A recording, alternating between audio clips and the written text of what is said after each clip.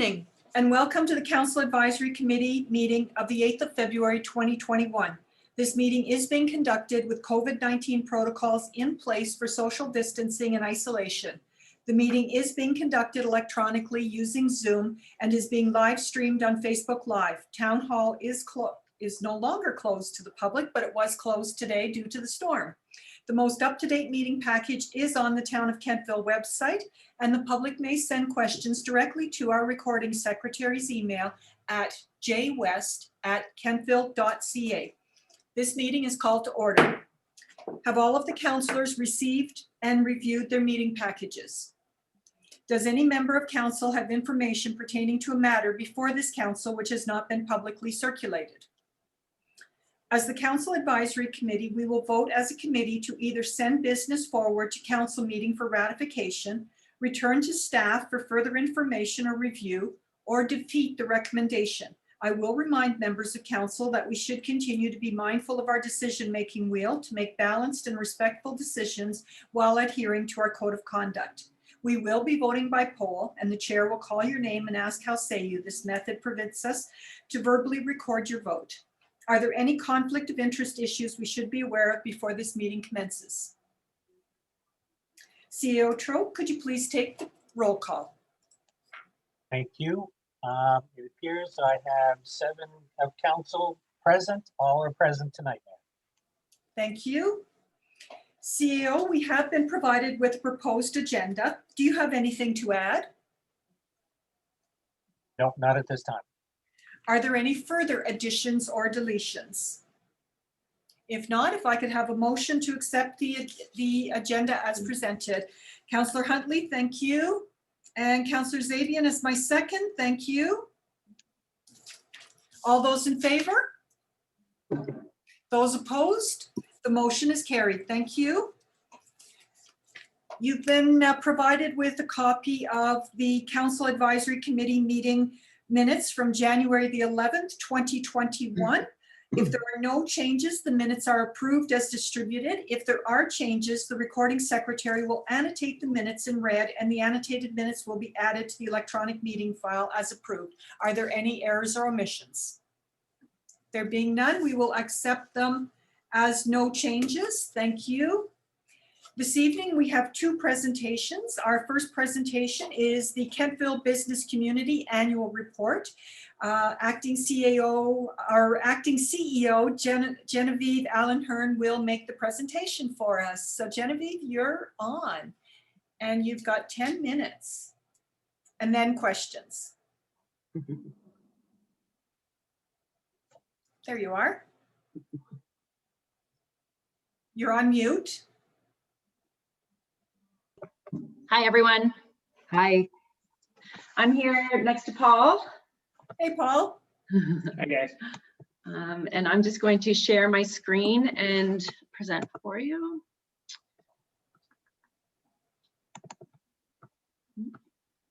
Is that working? Yes, it is. Okay. All right, so as you know, I'm Genevieve. I am the Executive Director of the Kentville Business Community. I've been with the organization since September and enjoying this new role. I'm here sitting next to Paul Dixon, the President of the Board of Directors of KBC. I'm just going to take a quick 5 minutes to go through a presentation with you, to go through some highlights of 2020, and then I'll hand it over to Paul and he'll go through the budget and our funding proposal. So we just completed a 4-year strategic plan.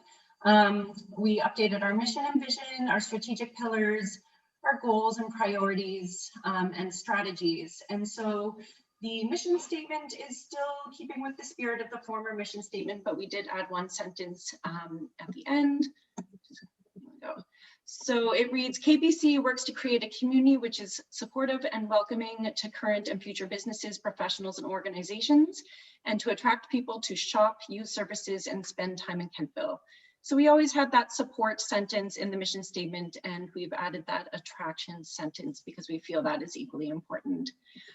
We determined that there's 4 strategic pillars for the organization. There's engagement. Oh, I'm trying to see if I can there we go. Engagement and communication. So that's acting as a conduit between the business community and other regional economic development agencies, as well as between the business community and the town of Kentville.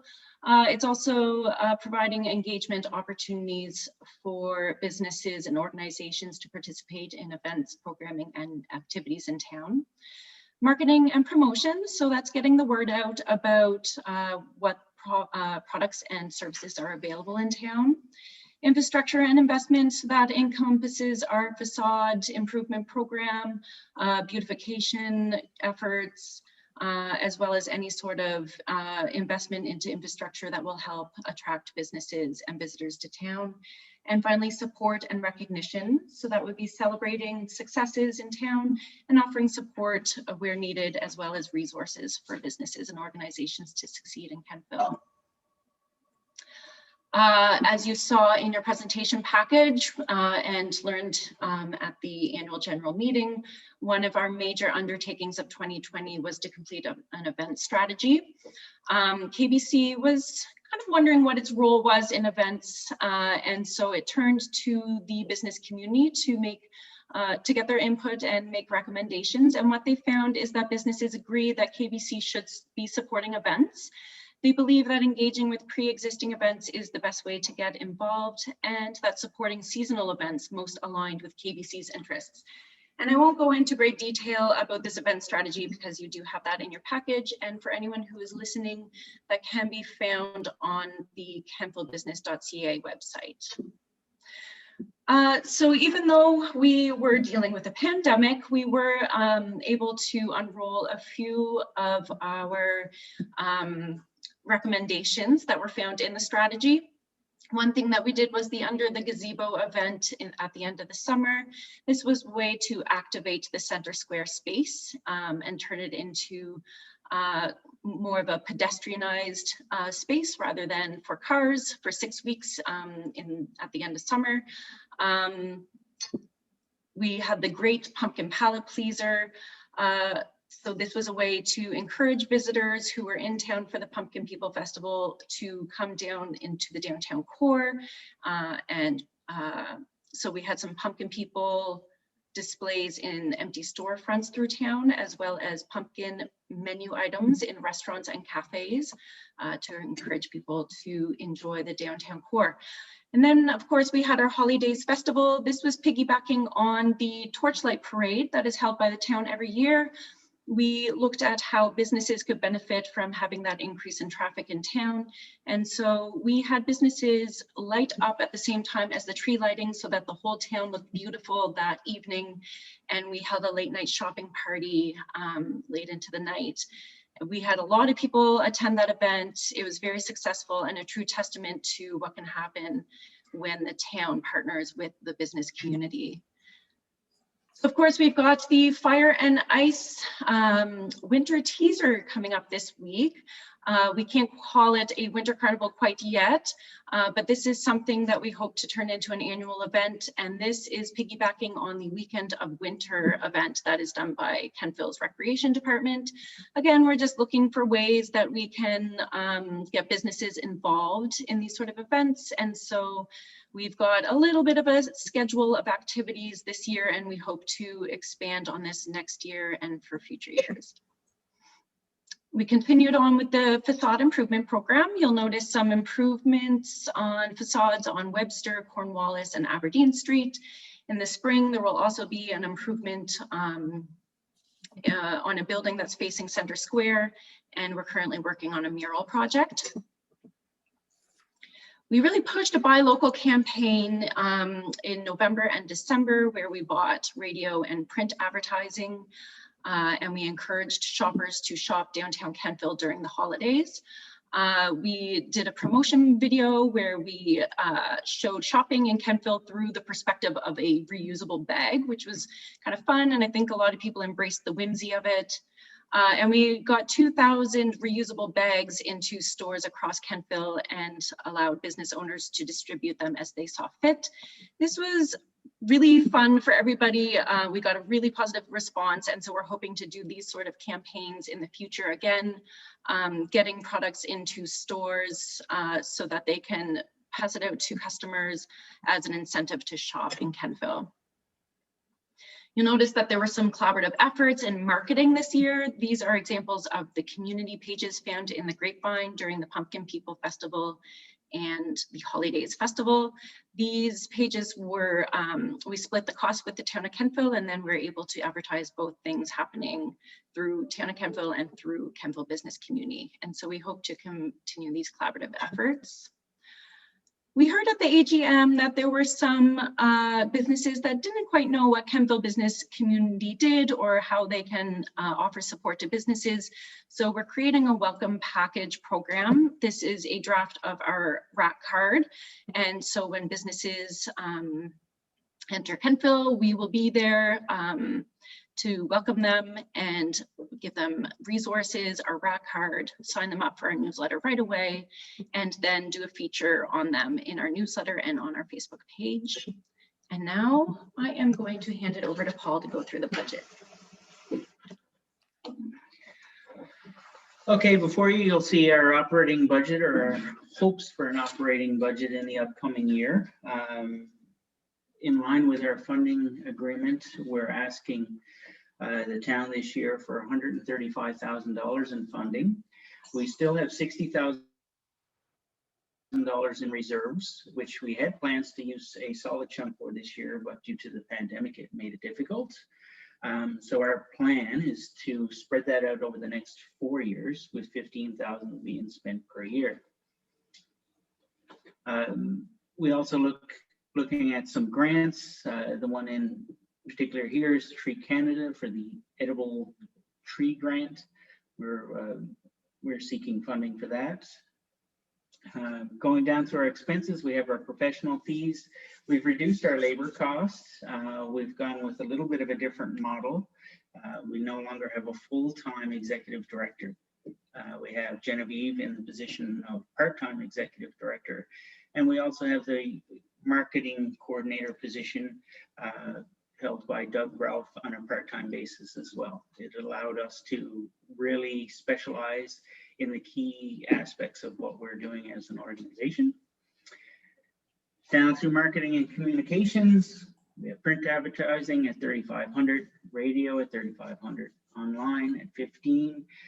Video production, our videos, as you know, have been widely successful. We have a third installment beginning next week. We're asking for $15,000 in our budget for that. As part of our strategic plan, we wanted to create more awareness within businesses and the KBC in town. So we're looking at doing some window decals, as well as the RAC cards and welcome packages that Genevieve had mentioned earlier in the slide. Going from there, we have our operational expenses, which are all fairly standard and largely uncontrollable. We do have website and software fees in our strategic plan. We have budgeted to improve the effectiveness of our website, and that's where we came up with that number there. Moving down into business support, we have our facade program, which continues to garner a lot of interest, but we are going into a 5th year of it. So we're asking for $15,000 there. And we are introducing, or wish to introduce, a new business incentive program of $10,000, where we can open up the program with smaller grants to assist businesses that are new and opening in town. Moving into the second part here, we have seasonal decor grants. We had a huge success with the Holidays Festival with the decorating grant, with over 26 businesses participating. From there, we have event grants, which would be third-party organized events, which we would sponsor. We have our event infrastructure for items that would be needed for events, such as tents, banners, and items of that nature. Event implementation is, we have $10,000 there for basically the implementation and action of our strategic event plan. And following up from there, we have the reusable We Are Kentville bags, which are widely successful, and we want to continue that again in the upcoming year. In the infrastructure support, We're investigating the potential of a comfort station in town, modeling after Annapolis Royal and the successful setup that they have in that market. And just below that, we have the expense of the edible tree planting, which is offset from the revenue we've seen at the top of the page. And that's everything in a nutshell.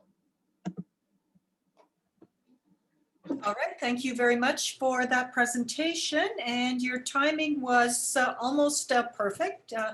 Give or take 2 minutes, but it's all good between friends. So are there any questions for either Councillor Gerard? I see your hand up. Thank you, Worship. This question is for Paul. Actually, I have two if I'm allowed. The video production, 15,000, Paul, and maybe I'm absolutely way off. Did we not get a video camera, or was there an ask for a video camera to do your own videos a while ago? The ask is correct. We actually didn't purchase a video camera. That aspect of the project was going to be undertaken by Zach Best. And with Zach moving forward, he's not here, so we moved forward with third-party introduction of the video. Okay, perfect. And just one other thing, the new business incentive program. Number one, is it available to existing businesses? And number two, is there a criteria that if for whatever reason they don't stay in town, there's a pay, is there a timeline where if they don't remain in town, they have to pay that money back? We do look at it as a new business incentive program. So an incentive for businesses to come to Kentville versus options they may have for other towns. We are still working on the finite details of the program because at this point we don't know if we're actually going to have funding for it. But I would think, yes, we should put some criteria in there that they be in town for a certain period of time. But it is difficult. We'd have to work out the logistics of that, because how do we give them the money to set up? Because they would need it to get going. Well, and the grant would be for facade improvements. So it would be for signage and stuff. So that would be on their building in Kentville. They can't walk away with the new lights that they got in Kentville. Okay, okay, thank you.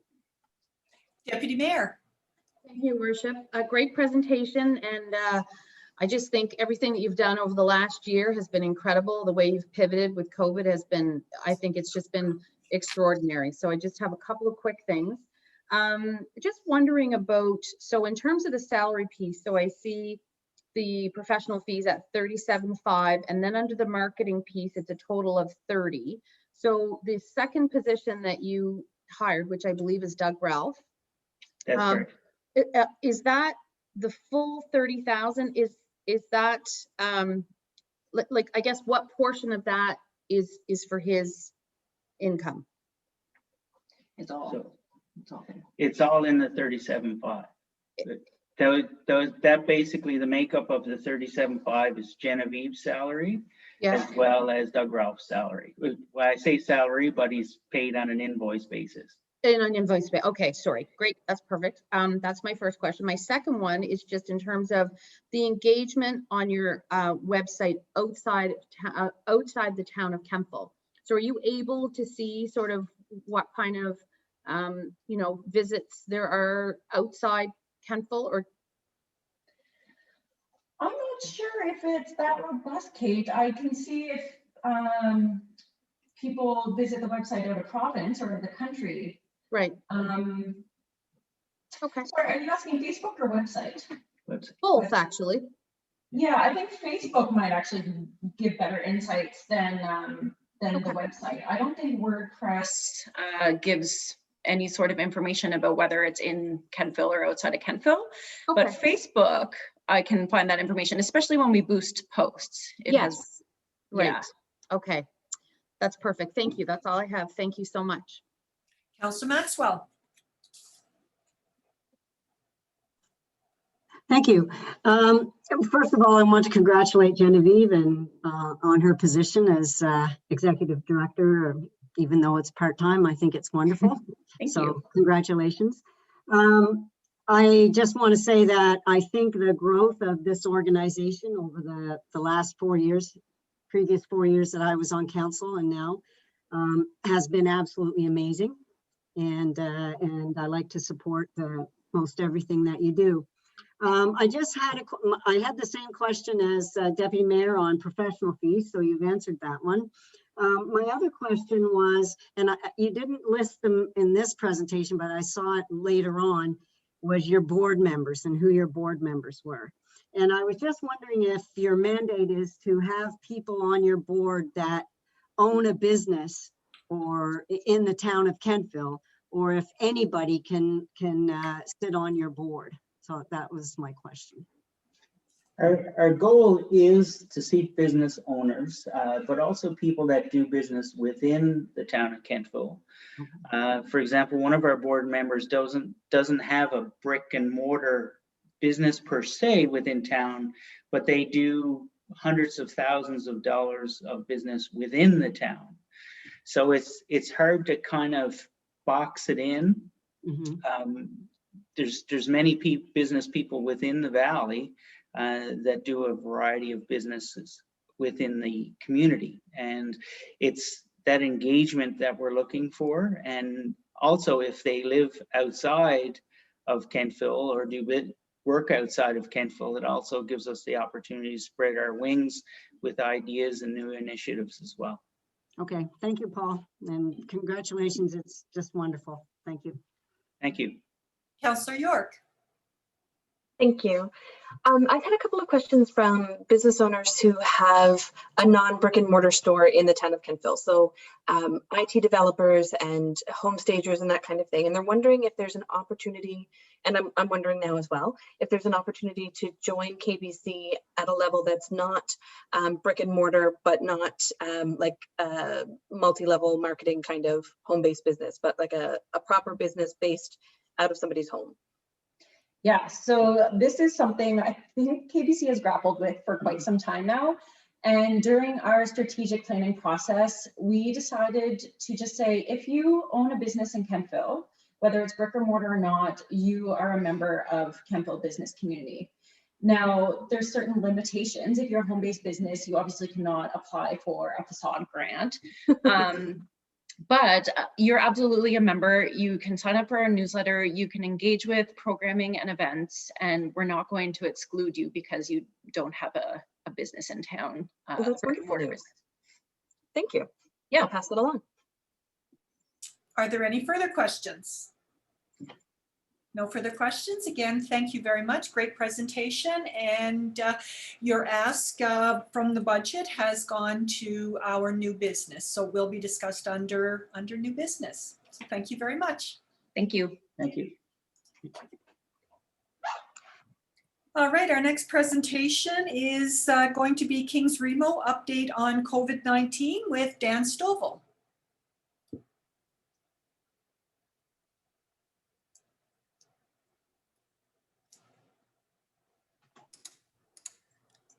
Hello, Mayor Snow and Council. How are you? Great. Great to see you, Dan. Great to be seen after this snowstorm. Well, I'm going to say you were dead on with the snow numbers, but you know that's not really a good thing. Would have liked the lower limits rather than the top of the heap. It's nice to be batting 1,000. Yeah. All right, it's all yours. Thank you, and Mayor and Council and CAO Troke. For those I haven't met yet in person due to circumstances, I look forward to eventually meeting you. Can everybody see the screen? Yep. Okay. Thank you very much for setting this up as an opportunity. I understand, of course, Mayor Snow and Deputy Mayor Savage, you were at the advisory committee meeting in January.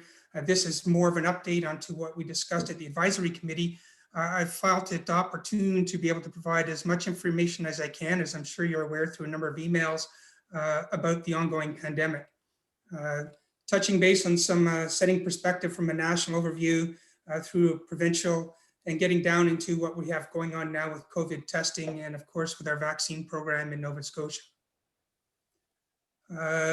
A milestone, unfortunately, was set over the weekend with over 800,000 known cases in Canada, and that was without BC reporting. BC does not report on the weekends. They'll report tonight. We'll cover the last 3 reporting periods. We do have a significant number recovered, and I will say the peak of our second wave was back on the beginning of October, and we have gone consistently down. I mean, it was double that first wave we had back in May, but numbers have been going down since that peak of the second wave.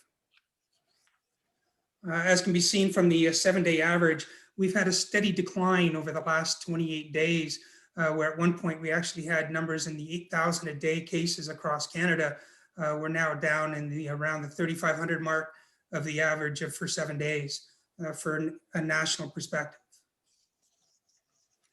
Sadly, of course, the lag indicator of being hospitalizations and deaths, we had a significant uprising in all of those recently, but there's been a significant decline over the last number of days with that gradual decline happening. As Dr. Tam points out, it's good to see, but not to alleviate what we have with what's going on with the pandemic. And of course, the impact on our healthcare system with postpone of selective surgeries and other things that have taken place. The number of hospitalizations is declining across Canada, and same with the number of people in ICU. I'll highlight this a couple times with the presentation because we have had variants here in Nova Scotia. The numbers are starting to rise, which are starting to trouble healthcare workers across the nation. We, as of today, 324. To set it in perspective, that B117, B117 is the UK variant. The 3 variants are the UK, the South African, which is the 18 variants, and the Brazilian variant. Both the World Health Organization and Health Canada have gotten away from using those national identifiers. The same thing as calling it the China virus, as somebody south of the border once called it, because of the stigma placed on those nations. So they're using those numbers that have been assigned to those variants. Right now, it's indicated that the 117 variant is actually spreading about 30% faster than the standard virus, which although they say it's not more deathly to people, the fact that it's more transmissible will have an impact on the number of people who end up being hospitalized and potentially deaths, depending on those who contract it. For a provincial perspective, we can look back to our first cases being reported on March 15th. Our first wave, kudos to Nova Scotians across the board. We've done extremely well when you look at the number of nations in Europe is into their 3rd wave. Our second wave, although it was had 1 day of 37 cases, has been significantly below that first wave. Things got locked down as they should. We've been in a state of emergency since March 22nd, and the original Health Act order came out on the 23rd, and it's been consistently updated with the most recent update being the relieving of easing of some restrictions as of February 6th. One of the things I put out, I know I'm King's Remo, but I think everybody likes to see, we don't really have, people use the word Atlantic bubble. I call it now the Atlantic provinces because aside from the Premier saying that those traveling from PEI and Newfoundland directly to Nova Scotia will not have to self-isolate, there is now again a self-isolation requirement across the border with our folks and cousins in New Brunswick, as we can quickly see how cases ramp up. With respect to cases ramping up, very good for New Brunswick today, only 2 new cases and the numbers going down, but most unexpectedly, and I haven't read into all of it, 11 new cases in Newfoundland, which was a significant jump for Newfoundland in 1 day of number of cases. So just none of this is meant to scare people. I want to make sure that people are armed with the truthful facts about what's going on, but it's to be aware that this virus is just waiting to travel on the host of us as humans. We actually have 2 primary assessment centers when you're starting to talk about testing, and with cases being reported by Nova Scotia Health Authority health zones. I know there was a lot of things at the beginning of COVID and people saying, well, I want to know the county, I want to know the address. And Dr. Strang was very stressful on saying he doesn't want to put a stigma on people and does not want to, because of access to information and freedom to narrow it down to an address. But we do have a Berwick Fire Hall was set up most recently. And of course, here in Wolfville at Acadia University, there's a facility set up. The primary assessment centers, when we started COVID in Nova Scotia, all the test results initially had to go to the National Laboratory in Winnipeg. We now have the facility here, and of course with our labs at Dal to do all the testing results here. I'm not sure if you've been to it yet, but really kudos to Nova Scotia Fire finally setting up a dashboard, a very all-encompassing dashboard. Provides information from everything to do from daily tests, the number of vaccines given out and locations. It's a very comprehensive dashboard. It will also break our Western region down into the one health district of Annapolis County and Kings County so that we can see that we still have one active case in our area in the Western region in that area. But it's a comprehensive dashboard if you haven't had a chance to go to it yet. It's the link for it, this view data dashboard is off the case data webpage. In talking about testing, we'll hear about rapid testing being offered and pop-up testing. They initially set up a number of rapid testing sites, and at any time they move in with rapid testing, it's to do and look at potential community spread. And there's specific requirements of being over 16, not having symptoms, having not traveled. The rapid testing is not a definitive response. If they get a positive test result out of rapid testing, that individual then has to go through the full PCR test to get a test appointment booked at one of the primary assessment centers. The big thing I've passed, as far as the number of calls I've had, I'm sure everybody's had calls about COVID, is the negative test. I can now party, I can do things. And it's really to understand that a negative test is a snapshot in time. Although the international travel right now is requiring that within 72 hours of traveling, they have a PCR test, which is the gold standard of testing, to show a negative test before traveling. Another test set up at one of the 4 Canadian international airports. Both of those are snapshots in time. That's not saying they don't have the virus, because a negative test today could mean that you could also become infected tomorrow or the day after that. Variant testing, this is one thing I want to raise because although we were doing all the testing here, we cannot do the testing, the genomic sequencing for the variants. That has to go off to the lab in Winnipeg. So you look at the time lag of when we do testing, and it could be 24 to 72 hours for somebody to get results. Well, once it gets test positive, we have such low positive numbers, which is a good thing, but every single positive test goes off to Winnipeg to get checked on. When Dr. Strang brought up a few weeks ago that, in fact, by the time we got the results back, it was the 2 cases from December. There was one of the B117 cases and one of the 351 cases, which never went beyond anywhere else, fortunately, because of the self-isolation that took place and the protocols that were in place. But we do not do the variant testing here in Nova Scotia. On a good note, the vaccines and the rollout of vaccines, for those who monitor this, Canada, it's touted often by our politicians at the national level. We do have agreements with 7 vaccine developers. The 2 approved, both Pfizer and Moderna, different handling requirements. But so far for those 2 approved doses, vaccines, we have 80 million doses purchased, more than enough for across Canada. And there's still another 36 million dose option to purchase another 36 million from Pfizer. And we have 3 other manufacturers that have submitted. They're doing a rolling submission of documentation through Health Canada.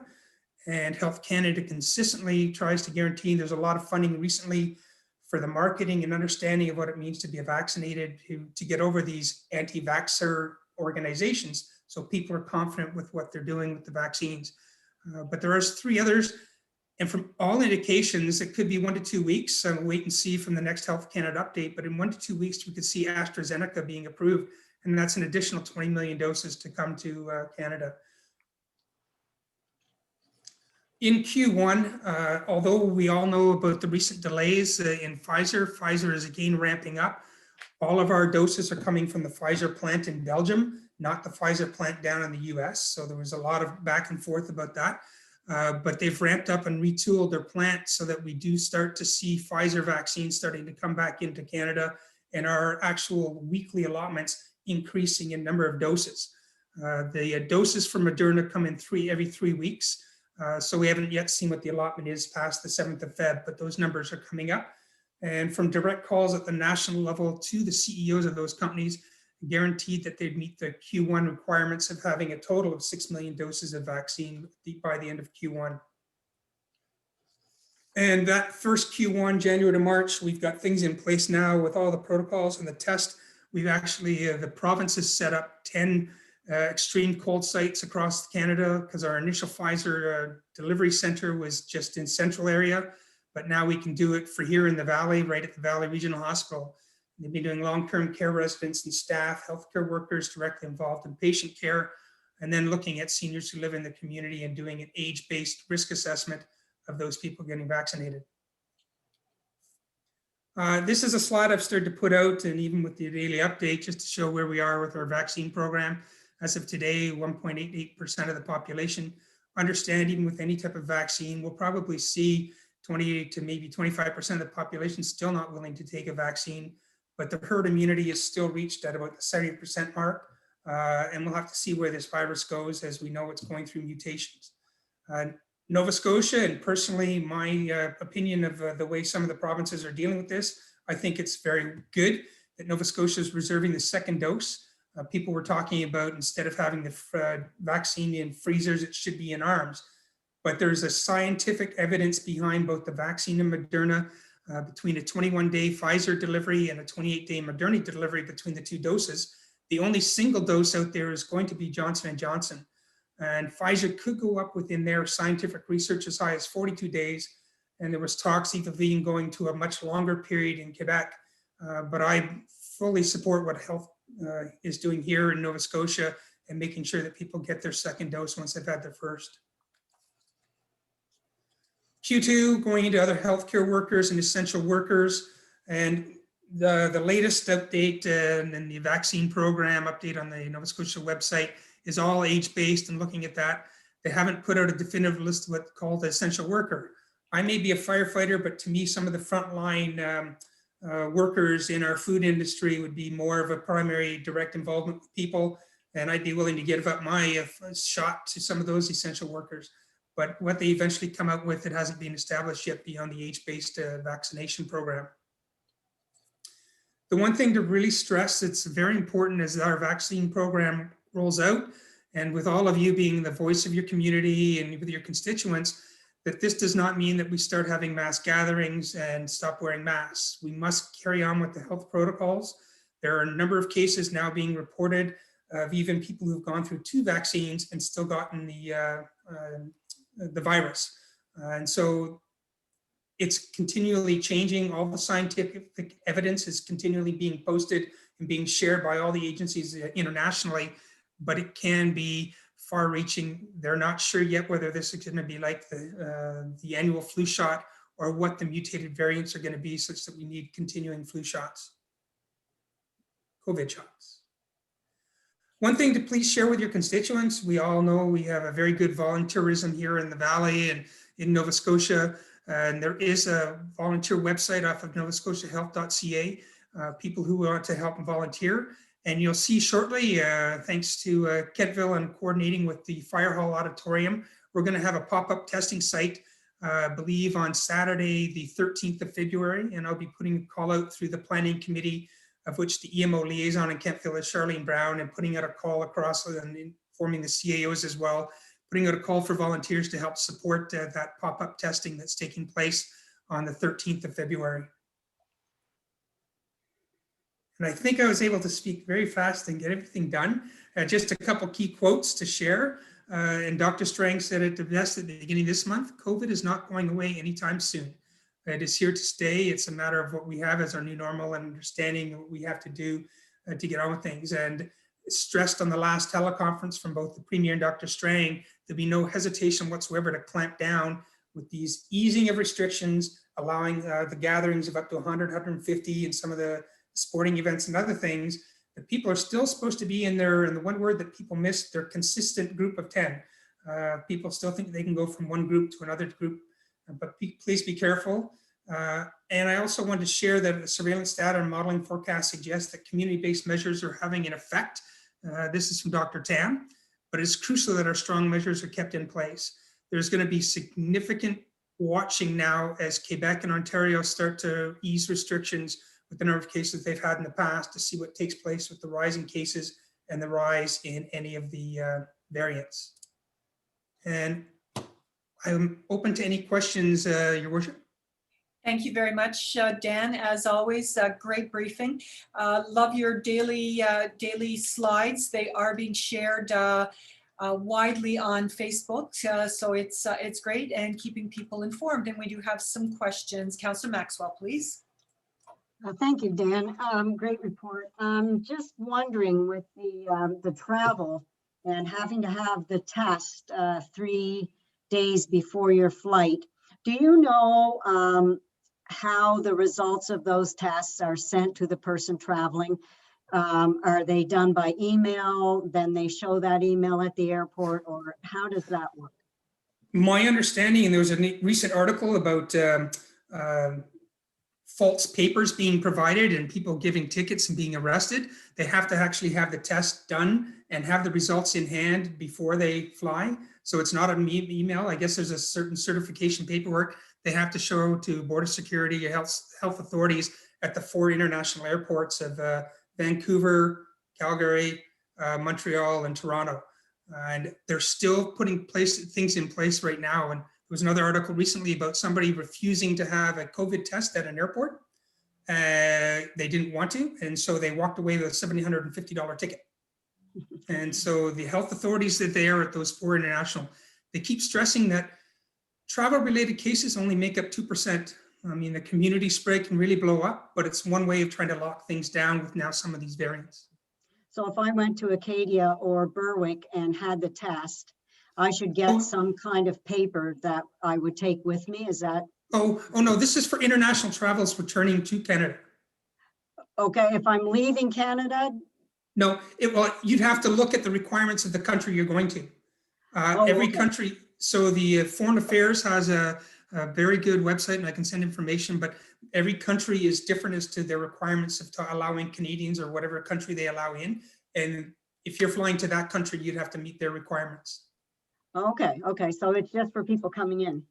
Yes. Yeah, okay, thank you, Dan. Thanks for You're welcome. Deputy Mayor. Worship.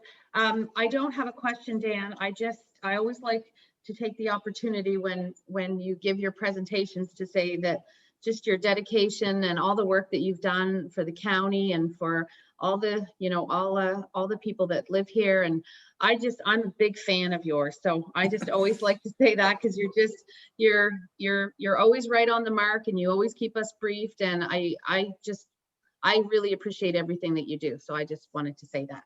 That's all. I appreciate that. Thank you. I'll try not to have any more snowstorms. Okay. You've just warmed our Director of Finance's heart by saying that. All right, Dan, it would appear that there are no further questions. So again, thank you very much. We truly appreciate the work that you do, and you help keep us safe every day. Thank you. Any questions at any time, please don't hesitate to reach out. All right, thank you. Bye. Bye. So that is the end of our presentations this evening, and we move on now to our department reports and recommendations. Directors have provided their reports for your review and are present if you have any questions. CAO Troke, could you please introduce our department reports and recommendations? Sure. So first up, we have our finance report. And so I'll ask Deborah to make a few comments on her report to council. Thank you very much, Mr. Troke. It's great to have you join us for this meeting. This is your first CAC meeting, I believe, so welcome. I'm reporting from the finance department for the month of January, and it's going to be a very short, in the essence of time, we'll give a kind of a précis of what I've written. It's quite a Bible here. We're looking at the benchmark being 83.3% at the end of January. Revenue is over the benchmark at 93.2% recorded. And the only change really from last month's report is the provincial grant in lieu arrived in January. This is great news. And it arrived $670 over our budget figure. So that also is really good news. Expenditures are reporting at 85.4% at the end of January, just slightly over the benchmark of 83.3%. There's nothing really unusual going on in the expenditure side related to the benchmark comparison.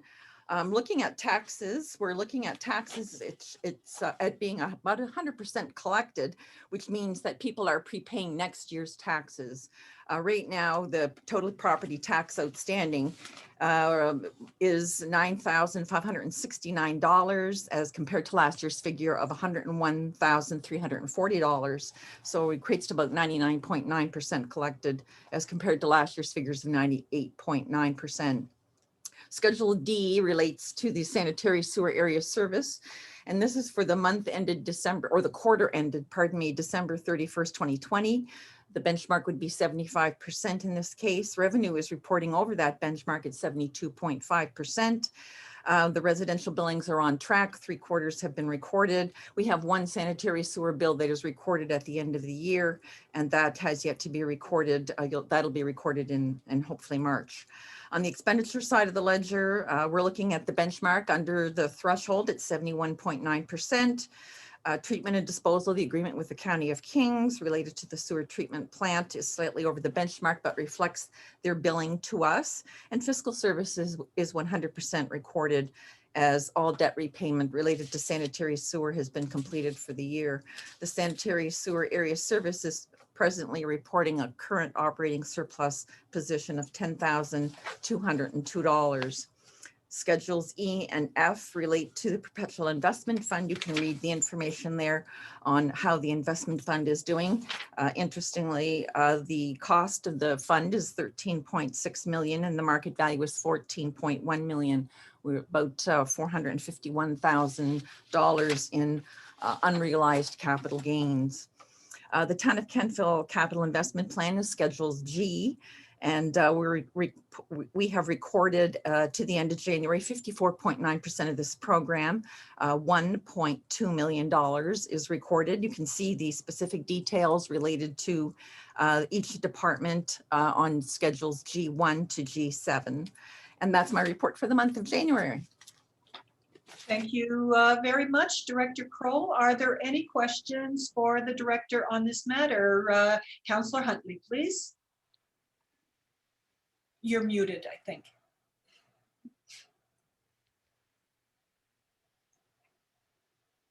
Hi, sorry. Hi, Deborah. I had a question under the expenditure of fire protection, and under budget amount, it says $40,000 right down at the bottom, but I don't know what it relates to. Which page? Which page? Page 91. Oh, okay, I don't have that. Sorry. It just comes under fire protection, and it talks firefighting, total firefighting, water supply and hydrants, total fire protection. And then there's a column that says over budget, under budget, but under the budget amount, it just says a number of 40,000, but I see no writing next to it of what it's for. That's not in this report. That's in, Oh, I apologize. Never Never. next. That's Okay. your next. Thank you. report. Thank you. I think that's the projection report. Yes, yes, it is. Yep.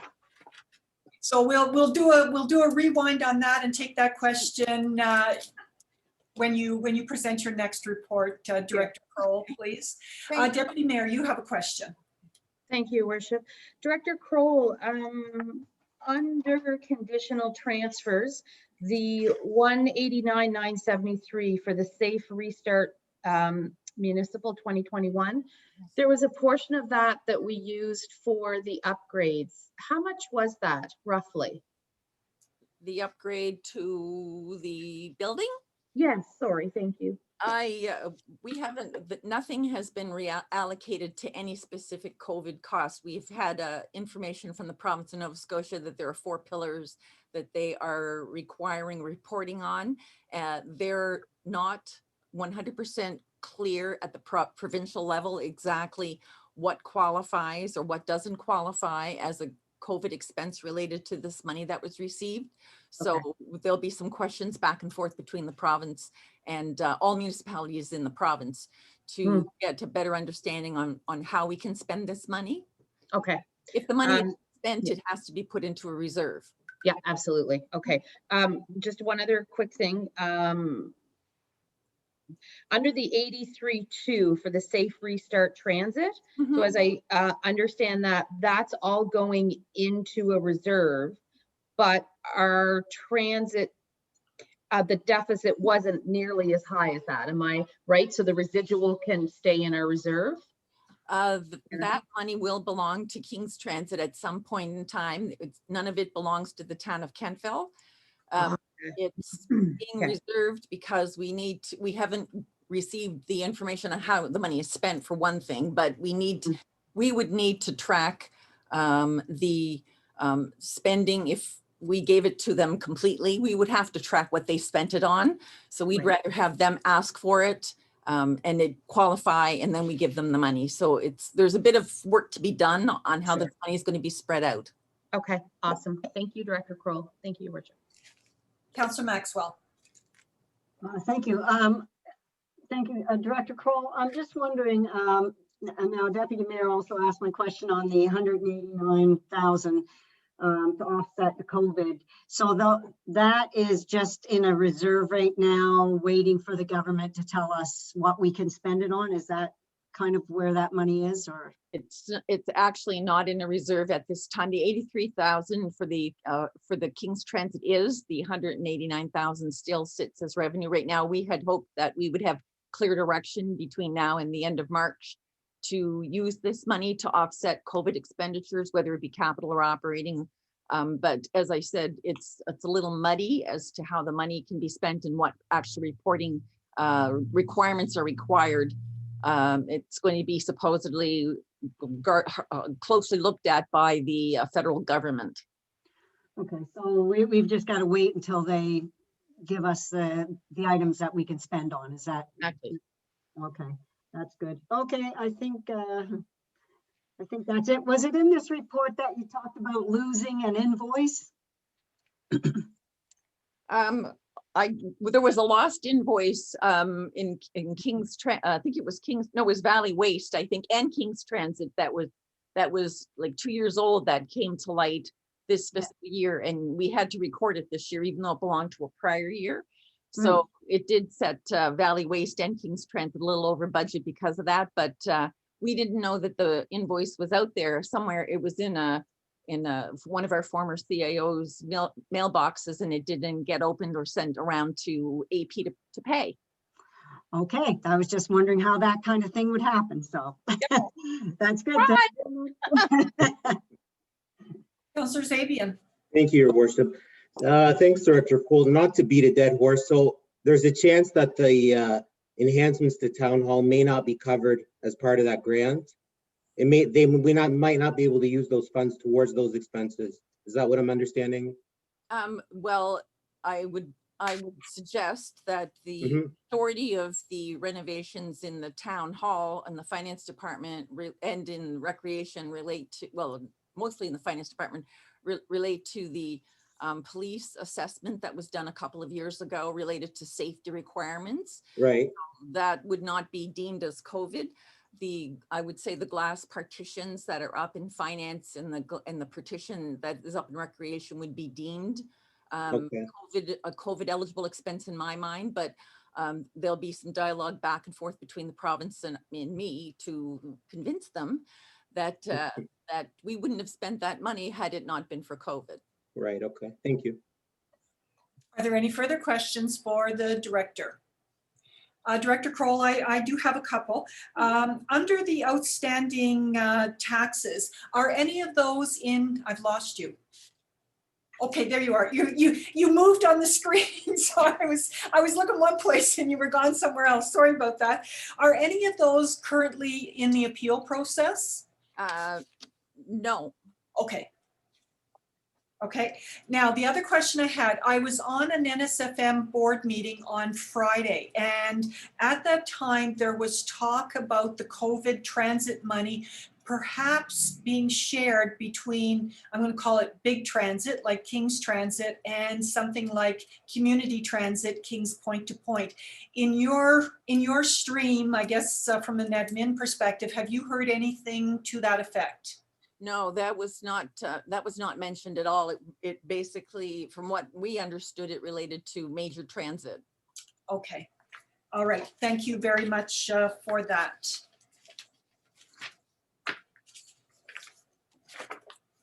And we can move on to your next report when you're ready. And my next report is related to the projection report for the extrapolated to the end of March. We're moving from a small surplus position that I reported last month to a small deficit position this month. Revenue has decreased about $2,000. It comes from these things. Taxes are down $10,400. More assessment changes have arrived in the month of January. Sales of services, I've discounted the back check revenue a further $7,500. However, on the plus side, conditional transfers increased $14,000. The province gave the recreation department some money for recreation programming. So all told, revenue is down $2,000 for my last projection. Expenditures are increased $41,100 in this report. We have the general administration moving upwards $20,500 related to a variety of legal expenses. Police protection is up $15,000 in relations to its communications account. There was the need to continue with Valley Waste for 3 months and then move into the call center in Bridgewater. So it did kind of skew the figures slightly. Transportation is up $18,200 in common services. There was some repairs to a plow truck in that particular segment that had to be expensed. On fiscal services, we're up $5,200. Capital paid out of revenue for the new Kentville police vehicle were slightly over budget, $5,200. So that money had to be turned over to the capital fund to finish paying for that vehicle. So all in, we're looking at increased expenditures, $41,100. And the deficit projected at the end of March, as we see at the end of January, is $29,300. And for council's information, snow removal, which is always a big hot topic this time of day. I don't have today's snowstorm booked in this. We'll have to wait till next month, but we have only 23% of our snow removal budget is consumed. We have a budget of $295,000 all told, and we've spent to the end of January $226,958. So we have, I'm saying we might have some savings at the end of March, because I'm saying it's not going to snow again. You heard from Dan. I did. So that's basically my projection report for the month of January. And to answer Councillor Huntley's question, that $40,000, which I did look up on that page, is purely not supposed to be there. So Gotcha. wait that out. That was something that obviously was on another page that got translated through to that page, and I don't know why, but we'll take that off. Are there any further questions on this report, this projection report? All right, then we're moving on to some business that you have for us. Yes, thank you, Your Worship. I'm looking at a report for some sundry account write-offs. The town's collection officer has given me a report indicating that we need to write off some sundry receivable accounts, and the amount is $8,658.90. These accounts have been sent to our external collection agency, and as we say when we bring these to you, that this is a housekeeping matter. The town's policy indicates that accounts are written off once it is known that the account is uncollectible. Internal collection attempts have failed, and the likelihood that we can collect is diminished. However, our external collection agency may have better success. If funds are collected through the efforts of the external collection facility, the revenue will be recorded at that time. So I'm recommending to Council Advisory Committee that the attached sundry receivable accounts in the amount of $8,658.90 be approved for write-off and forwarded to Town Council for ratification. Thank you, Director Curl. So we do have a recommendation, and if we turn it into a motion, our motion would read that CAC recommend to the February 22nd, 2021 council meeting for approval to write off the sundry receivable account as attached in the amount of $8,658.90. If we could have someone move that, please. So Deputy moved. Mayor, thank you. And a seconder? Councillor York, thank you. It has been moved and seconded that CAC recommend to the February 22nd, 2021 council meeting for approval to write off the sundry receivable account as attached in the amount of $8,658.90. Is there any discussion on this matter?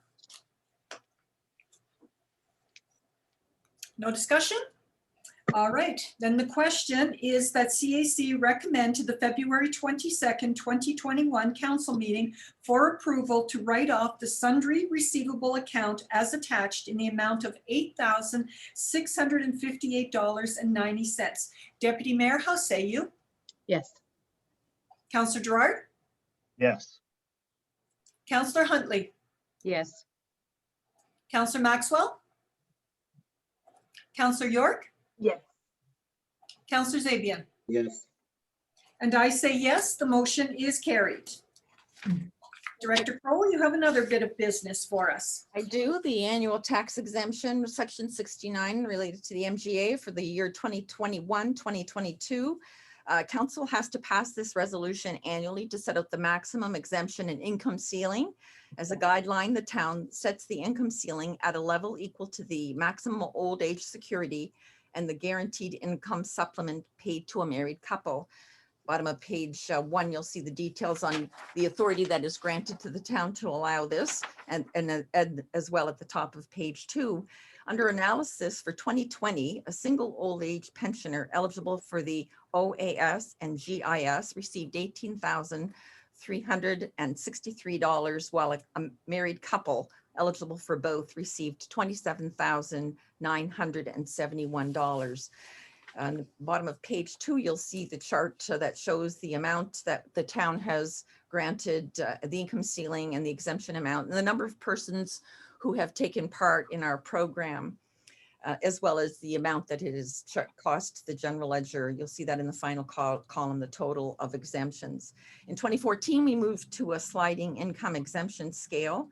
It increases annually by the cost of living figure that is used for the assessment cap by the Property Valuation Services Corporation. And for 2021, the cap rate is 0.3%. All participants of the program in 2020 will be sent an application for the exemption in 2021, and as well a notice will appear on the town's website and other means of social media dealing with the particulars of the program. So the recommendation reads that I recommend to Council Advisory Committee that the attached resolution for low income tax exemption for the 2021-2022 year be approved and forwarded to Town Council for ratification.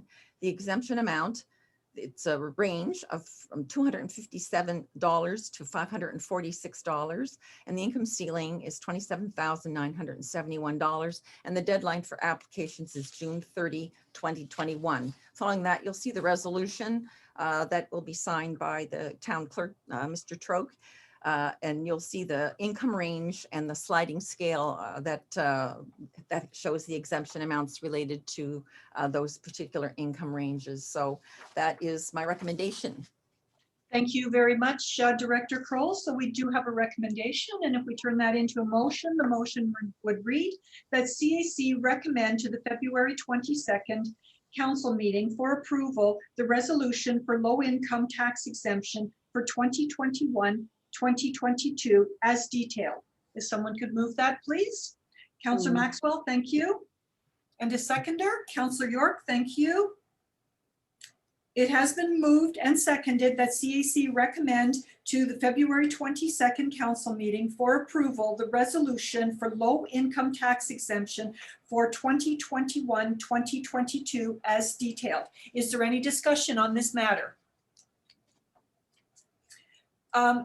Director Kroll, just for our new counselors, I know that that your staff make phone calls, and you know, if you could just kind of highlight that work as well, please. Yes, thank you, Your Worship. Yes, the tax administrator looks after these people. She keeps the list of the list from the prior year. She actually calls these people if they don't submit an application. She helps them fill it out if they need help filling it out and whatnot. So we track the people who typically apply for this. and make sure that they get everything that they're entitled to. Yes. All right, thank you very much, Director Kroll. So is there any further discussion? Are you ready for the question? The question is that CAC recommend to the February 22nd council meeting for approval the resolution for low income tax exemption for 2021-2022 as detailed. Deputy Mayor, how say you? Yes. Councillor Gerard? Yes. Councillor Huntley? Yes. Councillor Maxwell? Yes. Councillor York? Yes. Councillor Zabian? Yes. And I say yes, that motion is carried. Thank you very much. Thank you, Director Kroll. And now we move on to planning. Thank you. Good evening, Your Worship and Council. For the month of January, we issued 8 development permits for a building valuation of $3.1 million. Now, that's a lot for the first month of a year. However, half of that is for a renovation project that is occurring on an apartment building that did burn down, but we do have 3 new homes being built within the town of Kentville as well. So that's a good start for building valuation and revenue for the beginning of the year. In terms of just quickly development on some of the different projects, Ryan's Park is moving ahead. Again, they will be breaking ground in April with the Ryan Parks side of that development. The other side, they're looking at maybe increasing the height of those buildings just to be able to make the project a little more feasible for them. So we've been in discussions with Encore with regards to that. Miners Landing's moving ahead. The River Street lands. We were talking to the potential buyers on those lands. They've recently engaged a new engineering company and are very happy with them. And they feel much more optimistic about the land in terms of potentially not needing to incorporating shoring methods such as geo piers. I'm sure Director Bell would be able to tell you a little more about that, but it's a very expensive way to put in foundations from what I understand. So at this point, that type of mechanism may not be necessary, which is going to make their project much more feasible as well. Stone Mountain Retirement, they've withdrawn their application, and as of today, I did get some correspondence from them just providing a timeline on where they are right now. They're in the middle of still trying to figure out how much land they really need to have based on the square footage and the size of the retirement home that they want to put there. And lastly, Business Park. We've had a lot of inquiries for people buying land up in the industrial park or our lands in the business park. So that's really quite encouraging. And there's quite a bit of activity actually happening out there right now. And I would just, in this month, we issued 5 zoning certificates. Those are usually issued when people are selling their properties and their businesses. So there's lots of turnover in businesses as well and property relating to that. So unless there's any additional questions, that's my report. Excellent. Thank you very much, Director Gentleman. And I just want to remind members of council that the planning report is one of the reports that is done on an annual basis. So you'll notice that the stats are from January to December, unlike most of our reports, which are reported on a fiscal basis. So we start over and it looks like a good start to the year. So we do have one question from the Deputy Mayor. Thank you, Your Worship. Bev, just a question around the Ryan's Park. So you mentioned that there could be some changes in terms of the height. Will that require any other zoning changes or nothing? It'll still adhere. Okay, great. So it's in the C1 zone, the commercial zone, and we don't have any height restrictions within that zone. Great, thank you very much. You're welcome. Are there any further questions for the director? There being none, we'll move on to the Community and Economic Development Report. So, okay, Dan, you're going to take this? I was just going to say that I believe the report will table it as prepared, but I believe just table it as prepared. Yeah, I don't think there's anything really in there that hasn't been discussed earlier today with KBC in terms of the Fire and Ice festival, not a festival, but activity going on. But I guess one thing of mentioning is the Mentoring Plus program. She's trying to get that all together. So that position has been filled by Corey Levy, and she is in the building in the back where the old farmers market office is. So that position's been filled.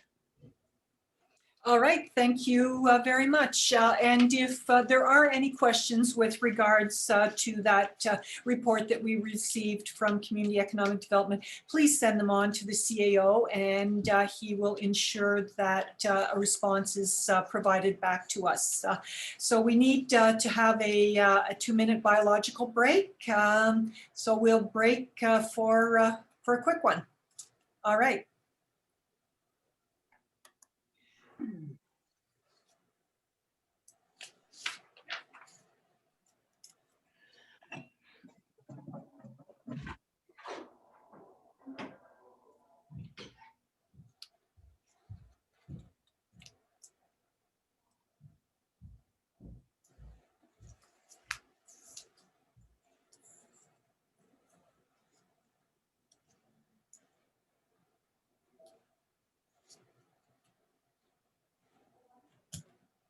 So I hope everybody got dug out today, and that you lifted with your legs, and your back is good. I think I twinged mine a bit, but you know, nothing that a little of that.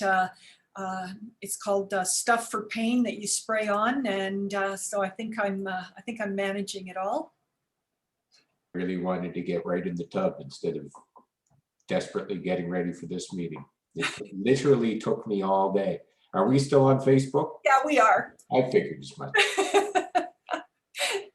That was a lot of snow. It was, wasn't it? I stepped out the back door, and I was up over my knees, and I thought, my God, there's been a hole dug in my driveway. Thankfully, I had some staff who were in the office working hard. Yeah.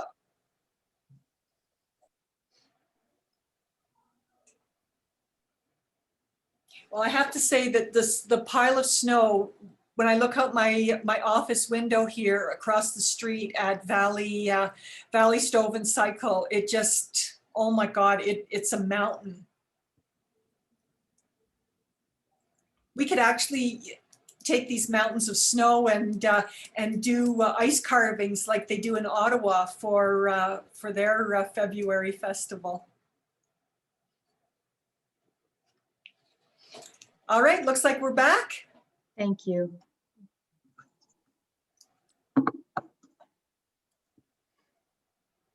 Perhaps not. All right.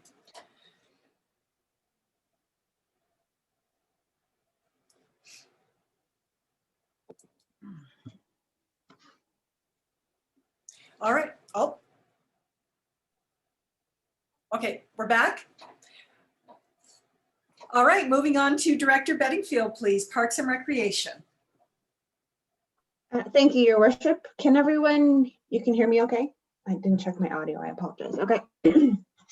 Just really quickly, just to touch on the high point and to just stress the amount of effort and time our department takes into reviewing all of the COVID restrictions before we to facilities or programs. I know there's been a lot of confusion because sometimes an announcement comes out and it could be a single word, for example, the difference between an event or a program. So we're pretty on top of it, as is the recreation community that sends out newsletters almost daily with different updates and things. I guess under capital projects, the big news there is that the dog park has had to come to a pause. The Department of Agriculture is just checking into some permits that we may or may not need. They just wanted to figure things out on their end, and then they will get back to us, but that's what's going on there. With regards to meetings and events, just a quick highlight that Kings County Youth Engagement Working Group has been created. I'm not sure if I've mentioned this before, but it's been, especially during the pandemic, we've become very aware of the need for services to step up to youth and all vulnerable populations in the region. But it's become really apparent that because we don't collaborate in this region as much as we probably should, that there's been a lot of misgivings and yeah, I think we'd just say gaps in the services when it comes to youth and reaching out to youth. So there is a representation at the table from Kings County, Wolfville, and Kentville with regards to how we're going to move forward together to better serve youth. So you'll be hearing more about that in the future. Under council priorities, the accessibility committee, we have received a draft plan. It's currently under review. It was just sent out to the committee for review, so we hope to receive all comments back within the next week and a half, and then we'll be able to pass that on to Houdini, who can then make the required edits, and then we will be able to bring that back to you at the next CSE meeting, and that's my report. Excellent. Thank you very much. Are there any questions? Councillor Gerard. Thank you, Worship.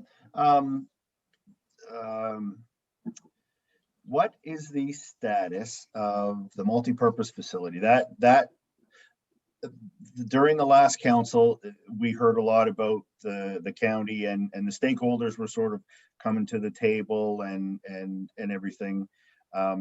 It has sort of not dropped off the radar, but we don't hear as much about that. What's the status of that, Director Bedingfield? Can you still hear me? Sorry, my internet is not great, so I'm just going to talk without a video. Councillor Gerard, that conversation is currently with the CAOs. And our CIO has, and Dan can speak to this, but our CIO hasn't had a chance to meet with them yet. I believe an RFP is being created for a feasibility study, and then there'll be discussions regionally about how to move forward with that. With regards to the recreation staff, we're still meeting to discuss ways to move forward with that, and the group has engaged with the community group that has been working a lot on building the facility. So kind of all of the circles are aligning. Hopefully you will hear something more in the future. Is that vague enough for you? Yeah, it is. Could you, so let's say this is going to come to fruition. What is we do the feasibility study, and then where do we go from here?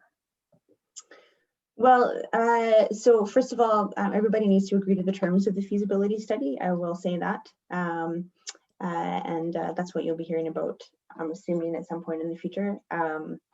The feasibility study is one of those documents that needs to be created so that we have enough information to then seek funding for the build of whatever it is that we're seeking for. So it will take a look at what type of facility, what needs to go in there, the location, how we're going to run it, how we're going to fund it, how we're going to manage it, all of those pieces. It's a pretty important document to move forward. Okay, that's perfect. Thank you. Councillor Maxwell. Thank you, thank you, and Rachel, thank you for your report. Just a couple of things. With the dog park, it's just a matter of getting the right permits or whatever. Is that? Yeah, we think so. It's a wait and see thing. My answers are so vague tonight, but you know all the information I know now. Okay, so you don't know what their concern is. I don't. I'm assuming because it is a wetland, it's a marsh area, so we need to just figure out what's possible. Okay. Yeah. All right. And the skate park, Department of Environment, those concerns have been dealt with, have they? Or I didn't quite understand. That's actually a Director Bell question. He's the expert there. I'm going to defer to him if you don't mind, Dave. No. I can speak to that now if you want. We've submitted through our consultant the final report to close that file out, Councillor Maxwell, and they came back to us just looking for 2 more forms to sign off. So I'm optimistic that it's going to be closed in the coming weeks, and we hope to put it on this year's budget. That's great. Thank you very much. You're welcome. All right, are there any further questions for Director Bedingfield? For our members of council, I just want to remind you that Director Bedingfield on each of her reports always puts down the definition of recreation, and you can see by that definition, it's highlighted in the report how broad recreation actually is and what it encompasses in our community. So so keep these things in mind as you're out and about and chatting with folks. All right, thank you very much. So we do have, the police chief has provided us with the 2020 annual report for the Kentville Police Services. And so if you have any questions on that report or anything else that the chief is going to be speaking about, then please go ahead. All right, Chief, the floor is yours. Good evening, everybody. Yes, you all have the report. I won't get into each and every piece of it. I will say that we did increase our numbers by 1 last year. We added a GIS officer, which had been missing from the department for several years. That position very quickly became, I guess, at capacity. The bigger files went there, and nobody actually understands how we managed to do it without that position. And you'll see in the statistics for the things like weapons calls that they were up for 2020, and that's a result of that person being able to dedicate their time to chasing down things like firearms within the town. She did leave in November, so we were, she went to Halifax. We were vacant for the month of December, and then we transferred an officer there again in January. So that unit is back up and running. The SKU position, I won't get into that much. That we have 1 member on the Kings County Integrated SKU team. So it's 1 KPS member and 3 RCMP members. They deal with all crime in Kings County. And I will say they spend a lot of their time in the county, but crime in the county comes into Kentville. So I feel that it's important that they help out in the county, and then they have never yet let me down. When I say I need something in Kentville, they are there immediately and they address whatever I might need in the town. We do have an officer still at the CIS&S position, at the fully seconded position. He works with an RCMP out of our building. They have been involved with a number of things that I won't put on a public forum, but I will tell you that they have spent some time working on the fisheries dispute this last few months. The bylaw officer, you all know what Harlan brings to the table. He's been very busy this year, and you'll see again in the stats that the number of bylaw incidents have increased dramatically, and that is the hard work and dedication of Special Constable Wood. The tickets were down, however, that's COVID related. We didn't want to discourage businesses within the town. So actually for quite a while, there were 0 tickets being issued. And then again, in December, we don't really issue tickets in December. Handicap parking would be the only exception to that. We have 0 tolerance for that. But proactive events were down in 2020. As you can imagine with COVID, most big events were canceled. So there were, some smaller events that we staffed, and in schools, we've not really been able to get into the schools because of, again, COVID restrictions, but we have participated in their lockdown drills that they do a couple times a year. Back check, as you've heard from Director Kroll, back check is down significantly. That is, again, a result of the 5-letter word, COVID. We were just able, however, to get a slight increase. So we did ask for a slight increase in our per check rate, and he has agreed to give us a 1% increase. So we were at 0.5% increase a year. He's now given us 1.5. So it won't make a big difference, but every little bit counts. And that comes into effect in April.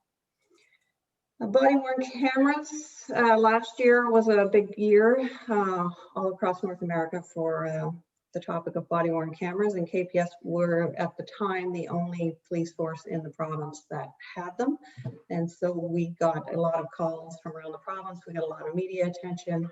Other agencies have asked us for our policies, for our experiences, and overall our opinions on body worn cameras. So OT stats were down. Now we're down about 600 hours, which is quite a savings. However, I will tell you that we would expect this to go back up next year. Courts were closed for several months, so court time was down by a couple hundred hours. Training, a lot of training courses were canceled, so that was down. Shift replacement, hopefully that one stays good. We're at full staffing now, so shift replacement actually should decrease again.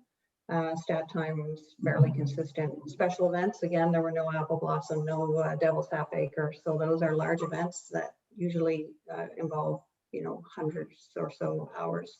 So that, well, this year I guess we'll still be okay. Next year it should go up. And then the SKU investigation is somewhat, so yeah, down 600 hours, but I think that will come up. Calls for service, Kentville is incredibly consistent with the exception of 2018, the 3 years prior to 2018, and now the 2 years since, we have been around the 3,600 mark for calls. I'm not sure what happened in 2018, but it is the only year that hasn't been around the 3,600. So we stayed within that.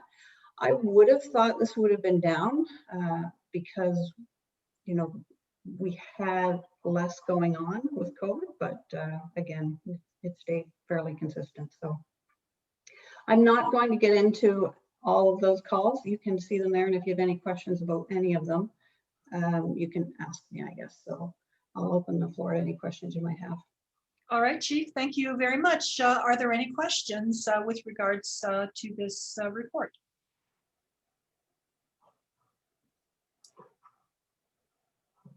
Nothing at all for you tonight. Great report. Thank you. All right, so we're moving on to Engineering and Public Works with Director Bell, please. Thank you, Your Worship. Good evening, Council. I'll just jump into the highlights. Completed our first draft of the 2021-22 operating budget for transportation, water, and sanitary sewer, and have begun updating 5-year capital plans in preparation for our first budget meetings. The security and COVID renovations for the finance and recreation departments are now complete. We opened to the public on February 1st, and the reopening has gone smoothly with new security and contact tracing protocols in place. I regret writing this because excluding last week, we have spent approximately 23% of our 2020-21 budget for snow and ice removal until last night. But it was a big storm, but I'm still optimistic that we'll have some savings this year as we're already into February. So still hopeful. Kentville Water Commission, a minor water break was detected on George Street and repaired on February the 12th. We will be upgrading to new water utility tracking and billing software in the new fiscal year, which will help staff track water usage trends and assist with customer inquiries and anomaly tracking. Sanitary sewer utility, the past month saw no major operational or maintenance issues with the sanitary sewer system. The Regional Sewer Committee meets next week to review the proposed 21-22 budgets.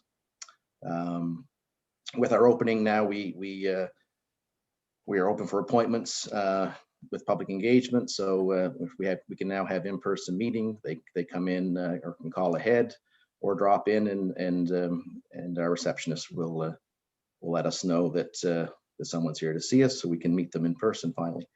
As far as meetings go, last month we had I chaired the Occupational Health and Safety Committee. We had that meeting. CAC, of course, via Zoom last month. The Regional Sewer Committee meeting, and a QP labor management meeting. And that is my report for this evening. Open for questions. Thank you very much, Director Bell. Are there any questions for the Director, Councillor Maxwell? You're on mute.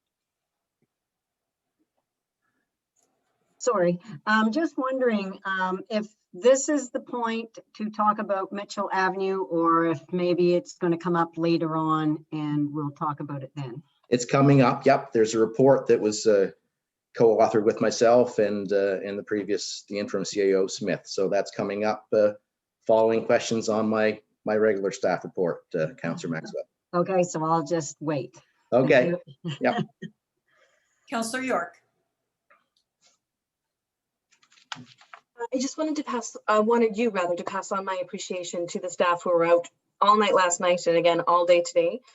They were very much appreciated in my neighborhood. We were talking about it while we were shoveling our own selves out. Didn't much appreciate the pile that came by as soon as I had finished shoveling my stuff, but I digress. So please do pass along my appreciation to your crew. I will. We do get calls, of course, on that, but it is an unfortunate thing that we can't avoid, is the filling in of the driveways and the ends of the paths and walkways and stairs. But no, they worked all night. I was out to see them lunchtime today, and they had a few pieces of gear that had some breakdowns, hitting things and shearing off pins and things, but keeping on top of it. You can certainly tell as I drove in from Colebrook where the town line is. It's night and day difference for sure. Thank you. All right, Director Bell, thank you very much. And CAO Trope, the floor is now yours. Thank you very much, Worship. Oh, Councillor Huntley, sorry. That's okay. Thank you, Mayor Snow. Hi, Dave. I'm not sure if now is a good time to bring it up, but I did have a question about the bridge lighting.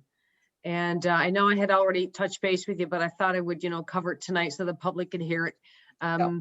There's been a lot of questions. A lot of them really comes about safety, with no lighting, and the knowledge about, who owns the bridge, whose responsibility is it, and so on. I'm hoping you can give us some information.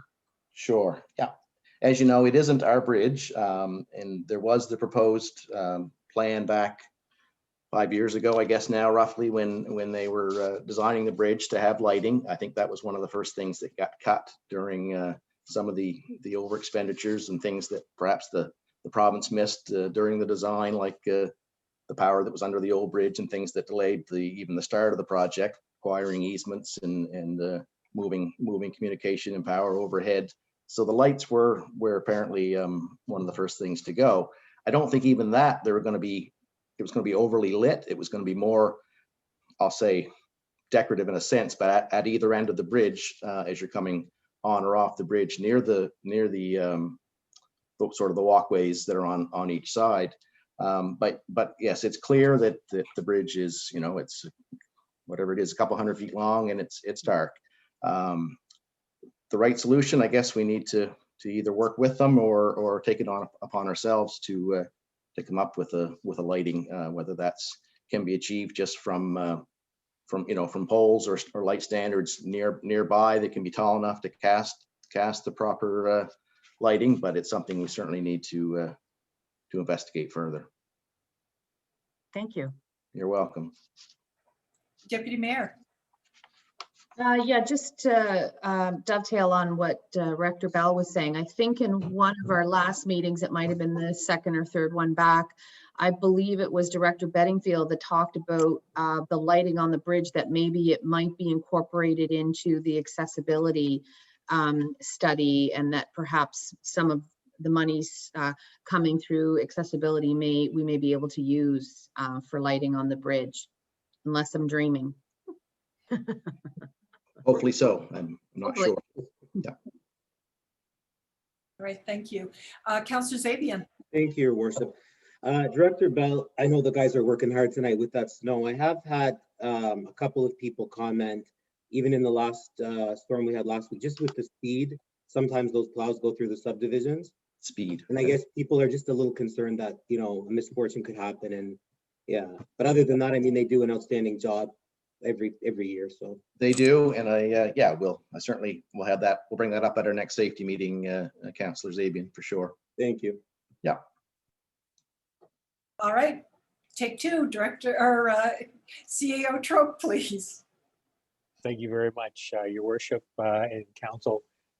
So 2 weeks on the job, and I want to thank everybody for the warm welcome. I especially want to thank staff for their efforts in making sure that we got the office reopened, and obviously making small adjustments as needed, but the office is open, and the intention, of course, this week would be back to full-time hours again. So as of tomorrow, we will be back to our regular 8:30 to 4:30 with everybody.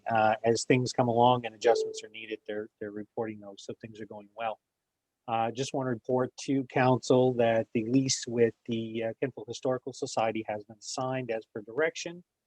And also included in your package, I've included an appendix A to my report, which is the developer at Miners Landing was looking for connectivity between his property and the trail. So that was an item that was put forward to me. So I wanted to share with council.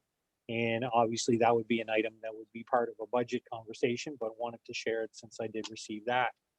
The other item I just wanted to mention, and this is at this point for council to begin thinking about, one of the things as we're talking about the multi-unit developments, and I know there's been presentations to council by groups and so on, but right now in the town of Kentville, the C2 zone does not allow multi-unit residential. And it's one of those things that rather than looking at when these proposals come in, that you take each one of these and look at folks trying to rezone those individual properties. It's one of those things that I think would be wise to look at that C2 zoning, especially those vacant lots that are left, and the idea of including multi-unit residential in that zoning C2 classification. So something for discussion and consideration in the future, but I just wanted to mention that as we're starting to talk about obviously affordable housing, we're talking about active transportation, and there are a number of lots that are in the west end of town that are vacant zone C2. As proposals undoubtedly will come towards council on this over time, if there was a decision to go and look at the MPS and making the change to include that, it would certainly streamline any of those processes going forward, but obviously that's for a future consideration. So I just wanted to thank everybody for their warm welcome, and that's my quick report this evening. All right, are there any questions for the CAO? Councillor Maxwell. Thank you, Dan. I'm just wondering how much C2 land do we have in the town of Kentville? Like, where is it other than the Parsons land? The only C2 that I'm aware of, and I'm sure that Bev would correct me, but you're right. There's the Parsons land, then essentially anything that would be left in the business park. Okay. Yes, Bev. Am I unmuted? Yes. So it's the lands on the Parsons have C2 zone land property on the north and south side of Parkland that's vacant. It's not very big. There's a piece that they start filling in. If everybody's kind of aware of the piece that they filled in, and apparently according to Director Bell, that their intention is to make that a much bigger piece of land, but it's in the C2 zone. Outside of that area of town, there is one lot up on Belcher Avenue. Where is that? It's adjacent, it's in between the dentist office and the vineyard that belongs to. Oh, I know where it is. Yeah, yeah. And that's it? That's all we have? That's all we have. And, okay, thank you. All right. No further questions for the CAO? CAO, did you wish to address the monthly communications report?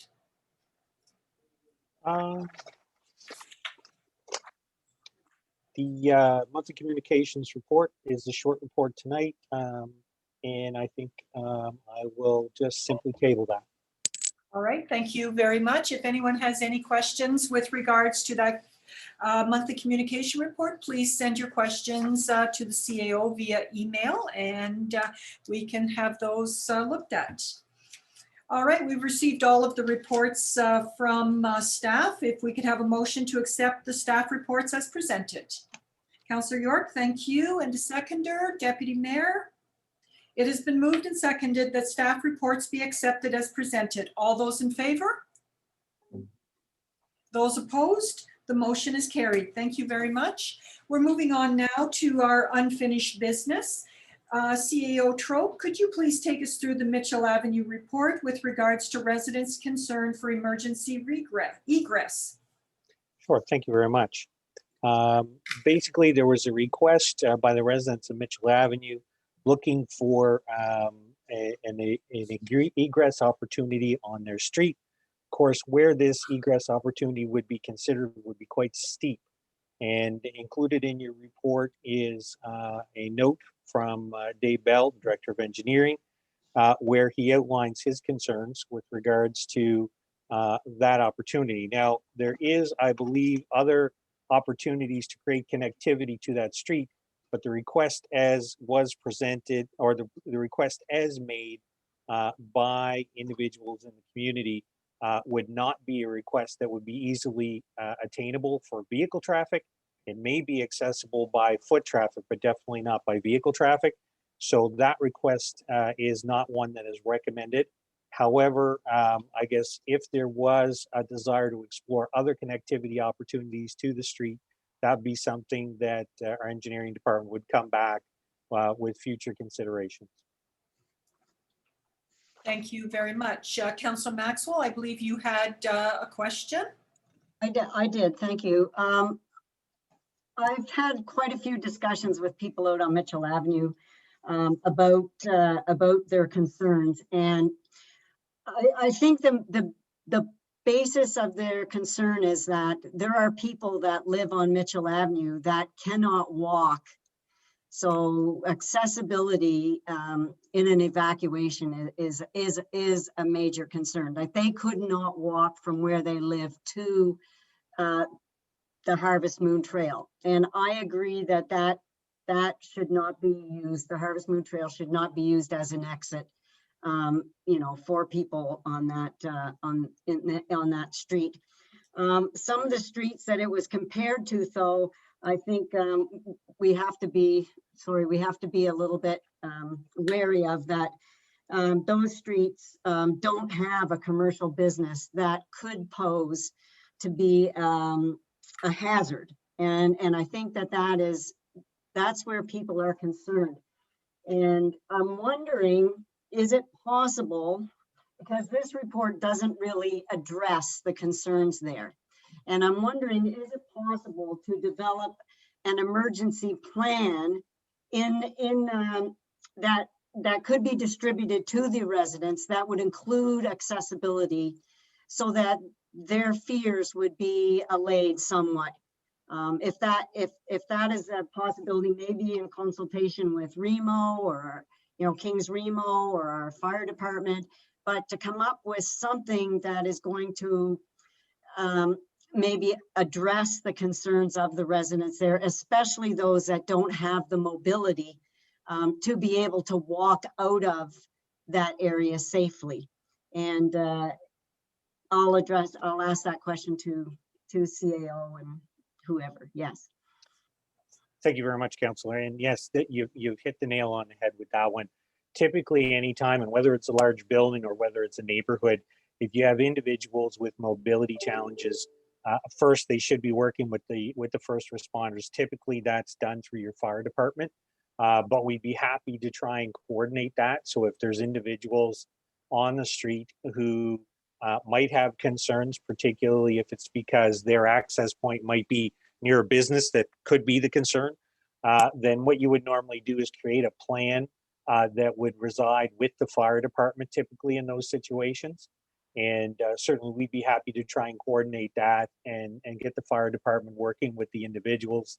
The same could be said anywhere else in the community. If we know of individuals who have mobility constraints and the potential that in the event of an emergency, it's always wise to self-identify with the fire department or with your emergency responders so they know when they're going to a scene, particularly if it's nearby, that they're aware of that. So what would you recommend that the residents do? Or is this something that we can help with as a town? That we could come up with some sort of plan. Can I make a motion on that, or? Yeah. So actually, I don't, respectfully, it's probably as simple as we start having a conversation with the fire department around just simply putting a plan in place with them. And I always defer to the experts on that. So I'd be happy to reach out to the fire department. We can express those concerns. They may already have something that's kind of a start. And then if we could report back to the council, letting you know what we're hearing with regards to any plans that they would have. Okay, That's- that I know- would be good. That would be good. Yeah. Interim CAO Smith did have a conversation with Chief Hamilton and made him aware of the concerns, and they do at least know the concerns, Councillor Maxwell, and said that they have a plan in place if they have to get down to the trail themselves with their 4-wheel drive vehicle to get people out that way. That's in their sort of in their action plan because of the fuel tank at the top of Mitchell. So he did have quite a Do the conversation. residents know? Do the residents know what their plan is, though? That's what I would like the residents to know. Sure. Okay. I don't know that he elaborated to Brian Smith what their exact plans were, but I know Brian and Chief Hamilton had a conversation, but I can follow up with the chief and see what he can share with us. Yeah, that would be great, because I think it's very important that the residents themselves know what that plan is. Yeah. Right? So, all right, thank you. Oh, that makes sense. All right, thank you. So we do have a recommendation that council receive the report and advise the residents of Mitchell Avenue that the request for a new emergency exit from the street outlined in their November 28th, 2020 letter cannot be provided. So based on the discussion that we've had here, if the motion were to read that Council Advisory Committee accept the report as provided and direct the CAO to follow up with the residents on the matter and further coordinate with the Kentville Volunteer Fire Department. Is that an acceptable motion? Perfect. Councillor Maxwell, I'm assuming you're going to move that? I will do that. Thank you. And if I could have a seconder, please. Councillor York, thank you. So it has been moved and seconded that Council Advisory Committee accept the report as provided and direct the CAO to follow up with the residents on the matter and further coordinate with the Kentville Volunteer Fire Department. Is there any further discussion on this matter? Councillor Maxwell, your hand is still up. Did you wish to speak further? No, sorry. All right, so moving on, are you ready for the question? The question is that the Council Advisory Committee accept the report as provided and direct the CAO to follow up with the residents on the matter and further to coordinate with the Kentville Volunteer Fire Department. Deputy Mayor, how say you? Yes. Councillor Gerard? Yes. Councillor Huntley? Yes. Councillor Maxwell? Yes. Councillor York? Yes. Councillor Zabian? Yes. And I say yes, the motion is carried. All right, moving on to our next piece of unfinished business. CEO Troke, could you please take us through the PACE program report as requested at our last council meeting? Yes, thank you very much, Worship.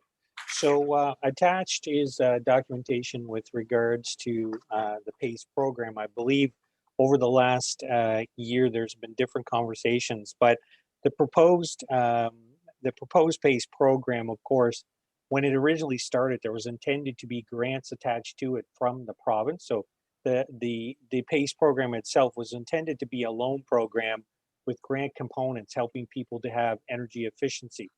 And where those grants did not materialize, it is possible for municipal units to loan funds in order for individuals to get upgrades. Many municipalities did not go down this road, and it's largely because of their concerns around loaning money and collecting on those and so on. Now, this report speaks specifically to that fund side. However, on the other side of this, I think it's important to remember that the town has made a commitment to energy efficiency and energy reduction, and that there are other pieces to the PACE program beyond the monetary piece. So while in the report here, it's speaking to that it does not recommend that the town would be pursuing PACE. The piece that it's speaking to here is the financial component, that the town would not become a lender for this at this time until or if there was an opportunity for grants to be associated with this program. And if folks are familiar with many of the other programs that are connected to the province, often there is incentive grants and so on associated with it. So the recommendation here with regards to this is that the town would not be looking to be using reserves or any borrowing capacity to loan funds with regards to energy efficiency. But that's the financial component. And obviously we want to continue to work with the province and other groups to see if there are grants or incentives that can be brought to energy efficiency, particularly for homeowners. However, when it comes to working with other municipal units and those connected with the PACE program, I think there's a lot of valuable learnings to be had. I think it's very important for the town to stay engaged in this conversation. If nothing else, it certainly will keep us connected in the event that the future of this changes or if there is new funding attached to it, but also that there is many different connectivity points on this and learnings that I think are important. So I could see as we move forward and we are talking about the clean energy program, that while at this moment we're not recommending loaning funds using town reserves under the PACE program, I think it's important for us as a municipal unit to stay connected to those who are going down this road. And I think it's important for us to stay engaged with the province and the other groups around this because changes in the future might make this valuable for us to look at. Thank you very much, CAO. So based on our strategic plan, I guess we have committed to be climate change advocates, and this is with what we have said, although we have no intention of actually, as you say, being the bank. So I will put it out to council. Is there any further questions? Deputy Mayor, please. Thank you, Your Worship. Dan, I'm just curious, and maybe enough time hasn't passed, but do we know what percentage of municipalities have done the lending type piece of it, to use Her Worship's words, a bank, and kind of what the repayment has been like, or has there been a history of delinquencies, and just trying to get my head around that piece, but agree. Thank you. Sure. So first, I think it's important for low-income individuals, there are grants available. They're connected through Efficiency Nova Scotia, Housing Nova Scotia, and CMHC. And so one of the things is that for those lower income homes that are connected to those, particularly the home repair programs, they're already accessing grants and whatnot for home repairs, and they're widely used. The other piece is that, for those individuals who might have done home renovations and whatnot over the years, there were direct rebate programs even from the federal government at one point in time on many of these things. So if you bought certain type windows and doors and so on. So there's all kinds of bits and pieces of programs that were out there. And my experience around this has been many of the municipalities, I don't have the exact numbers who would have gone in or stayed away, but the majority would not be going down the road of lending money. And it's just because there's so many of those other programs out there for typically the lower income threshold of those who would own homes and seniors. So, but certainly I'd be happy to look into that and come back with some numbers for you in the future. Okay, that's great. Thank you very much. All right, so there will be no further action on this other than to continue monitoring as part of our strategic plan. So this evening we have no correspondence coming before this council meeting, so we'll move on to our new business. And the first item is a taxi bylaw revision. And CAO, if you could speak to that for us, please. Sure, thank you very much, Worship. So just tonight, the taxi bylaw has not had any fee changes since 2003. So it's been quite a period of time. Staff have been looking at what's been happening within Kings County and within Wolfville with regards to their taxi bylaws. And so what here tonight we have is a proposal of new fees. And so what you can see is that for some of these fees, there's no change. For others, there's a significant change. But again, this is us trying to, as a town, either stay current or stay on kind of in between what we're seeing as the thresholds for various fees. So for some of these, particularly things like criminal records checks and driver's abstracts, the town of Kemptville was not charging anything at all. So these fees have gone, what we're proposing would be a $30 and a $20 fee respectively on those. The other piece is with regards to violation of the bylaw. The first, second, and third offenses you can see under the old or under the current numbers is actually quite low. So what was looked at, and to bring us in line with what we're seeing in some of the other jurisdictions, would be to put some more teeth in those violations in the event that they did happen, of $50, $100, and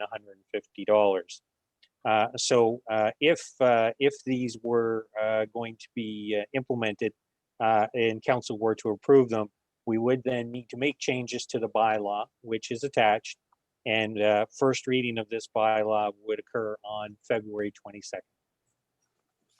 All right, thank you very much.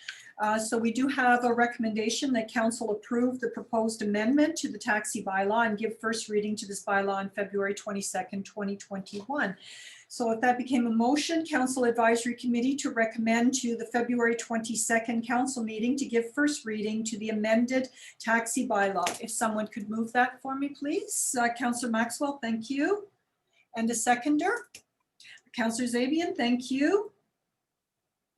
It has been moved and seconded that Council Advisory Committee recommend to the February 22nd council meeting to give first reading to the amended taxi bylaw. Is there any discussion on this matter? Solicitor. Your Worship, thank you. CAO and I haven't had a chance to talk about this, but there's a couple of things that I might add. Or recommend be added when it comes back to council. This is a very old bylaw, and just as an easy example, I expect that we'd want to enforce this by summary offense ticket when the easy solution and cheap one doesn't work. So there are some things like that that may change between now and council, but that doesn't impact what's happening today. All right, thank you very much. How does this affect Uber? I realize that Uber isn't here yet, but you know, let me throw that out there and say what happens, and how do we get our arms wrapped around it, or do we? I think the question is, at this moment in time, we don't know, and so you're right. It's not here yet. That is the struggle. I mean, it's the same struggle that occurred around Airbnb. You know, all of a sudden you have something that's a like service, but there is no definition around that. And I believe it's one of those pieces that if that were to happen, then I think we're going to have to sit down and look at that and see what the implications would be. But I would suggest at this point, and I would have to defer to legal counsel on that, that at this moment in time, what we're doing is really just defining that licensed taxi industry. I don't think what we're talking about today would have a direct linkage to Uber, because I think that's going to be something we're going to really have to look at what that would mean for us if we would go down that road. All right, thank you, CEO. There's a question from Councillor Gerard. Thank you, Your Worship. CAO Troke, from driver's abstract up to the top, everything that would involve our special bylaws officer to do something. Are we at least covering our costs when it comes to the licensing and inspections and stuff like that? That's what the intent of this is to do. And now one of the things we did also try to do is take where there was a range between what we were seeing in Kings, what we were seeing in Wolfville, we tried to take the mid ground. But it is my understanding that this is the intent, that this is to bring us back on a cost recovery, at least with these fees at this point. Thank you. Is there anything further on that one? All right, are you ready for the question? The question is that Council Advisory Committee recommend to the February 22nd council meeting to give first reading to the amended taxi bylaw. Deputy Mayor, how say you? Yes. Councillor Gerard? Yes. Councillor Huntley? Counselor Maxwell, Yes. Counselor York, Yes. Counselor Zabian, Yes. and I say yes. And so we will see that at council, and there may be further amendments based on how we prosecute that one. So the motion is carried. All right, our next piece of new business is resulting from one of the presentations that we had here this evening. We received a report, an annual report from KBC, and they are requesting a multi-year funding agreement. And CAO Troke, can you please update us, update council on the progress of the town of Kentville and the KBC agreement as it relates to this request that we've received this evening? Thank you, Your Worship. One of the things I think, and so as folks can see, there as a group, very active, and there's a lot of players. One of the pieces, though, that I do have to bring to council's attention is that in the budget presentation, the request for funding is actually higher than the monies that are collected with regards to the taxation. So this request, this multi-year request, if it were granted, would create a budgetary pressure on the funds for the town. So either at that point, you would have to look at either increasing those fees for those members, or the town itself would be increasing a burden with regards to the 135,000 direct grant. So that being different than I believe what's happened in the past, and again, I don't have the history, but effectively the approval of this budget on a financial basis would be an increase and would be an amount higher than was actually collected by the association. So I just wanted to put that out there.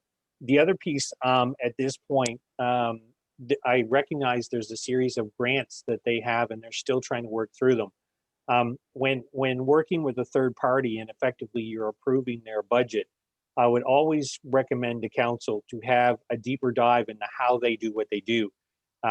Because one of the things with this is that as a town, and of course the town is actively involved in funding different organizations, but there's policies and process around how that happens. If a third party is doing that, I think council would be wise in looking a little deeper at the how, or the meat of how that's going to occur. And you know, all of the things that are here, you know, they're all things that everybody can see the merit in. The only two comments that I'm making here today are really around those pieces that financially a pressure would be created by this. But it's second, that also as we start diving a little bit deeper into the how, and I know it was touched on in the questions, I think a deeper understanding of the granting process, how they would be approved and so on, is important. It would just be for council's understanding that as public money is going to one group, if that's being re-granted, how that is going to be re-granted out to those groups. All right, thank you, CEO. I see there's two hands up, and I guess my question is do we want a motion on the table based on what CAO has said to us, so that we can have discussion, or do you wish to do a roundtable discussion and then move to motion? I would suggest that a motion potentially could be that Council Advisory Committee direct the CAO to provide a report to CAC on the budget impact of the funding request, and further provide the updated KBC agreement to council for review with recommendations to move forward. So we would not be making a decision tonight, but we would be receiving more information at a future CAC. So if that motion is palatable to you, if someone could move it. So moved. Councillor Zabian, thank you. And a seconder? Councillor Huntley, thank you. So it has been moved and seconded that Council Advisory Committee direct the CAO to provide a report to CAC on the budget impact of the funding request, and further provide the updated KBC agreement to council for review with recommendations to move forward. The floor is open for discussion, and Councillor Zabian, you had your hand up first, please. Thank you, Your Worship, and thank you, CAO Troke. When I look at this, and I've looked at this over the years, every time that KBC has come for their ask, definitely not taking away the value. I see what they've done for the town, but I look at it and I think over 4 years, that's close to $600,000 that we're going to give to a third party. We have an economic department within town as well, right? So I wonder how much duplication of money that we're spending here. That bothers me because that's a whack of money. And if you add it up again over the 4 years and 8 years now, or whatever the case may be, that's money that we could have spent somewhere else. I think the ask is high. And I think, as CAO Troke said, the only way really to afford that, the tax, the business community is going to pay, the stakeholders in town are going to pay that extra fee. So I have a problem with the amount for sure. And if there's a way to incorporate these things within our own organization, I see more advantage there. Thank you. All right, thank you. And just for the information of members of council, particularly our new members, our agreement, so the last council's agreement with KBC saw them at $113,843.48 was the last annual budget for that. And that was composed of $88,843.48, which was granted directly to KBC. And then we had another $25,000 optional. So the way that this money is collected is on the residential tax bill. A resident would see a 0.0016 cent per 100. The commercial is actually at 1 cent, so 1.046 cents per 100. So the commercial taxpayer is truly funding this operation. And the difference that they're asking for is $21,156.52. So I just wanted you to have that information since Councillor Zabian put it on the table. So Deputy Mayor, you have your hand up. Thank you, Your Worship. So thank you for that information, because those are a couple of the things that I was thinking about here. There is not a levy collected from industrial taxpayers at this juncture, is there? I believe there is. It would be the same as the commercial, or the same as the residential, because they are not getting the same benefit because they're not in the downtown. Right, exactly. Yeah, so I do think it's a good idea to sort of bring back additional information, because there's probably a lot here that some of us don't know. That said, when I look at their budget at $135,000, which is essentially 88% of the 153.5, I'm not overly worried about any other grants that they're looking to get and things like that. That I'm not too worried about that piece. And I think the benefit that they've had with the community, the business community, and overall residential as well, I think has been pretty powerful. So I like the idea of the sound of the motion in terms of bringing it back. Thank you. All right, thank you. Councillor Maxwell. You're on mute.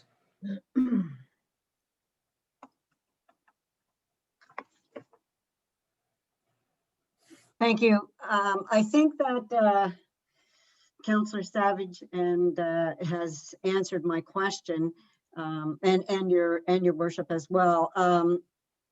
We've given in the past 113,000. Is that correct?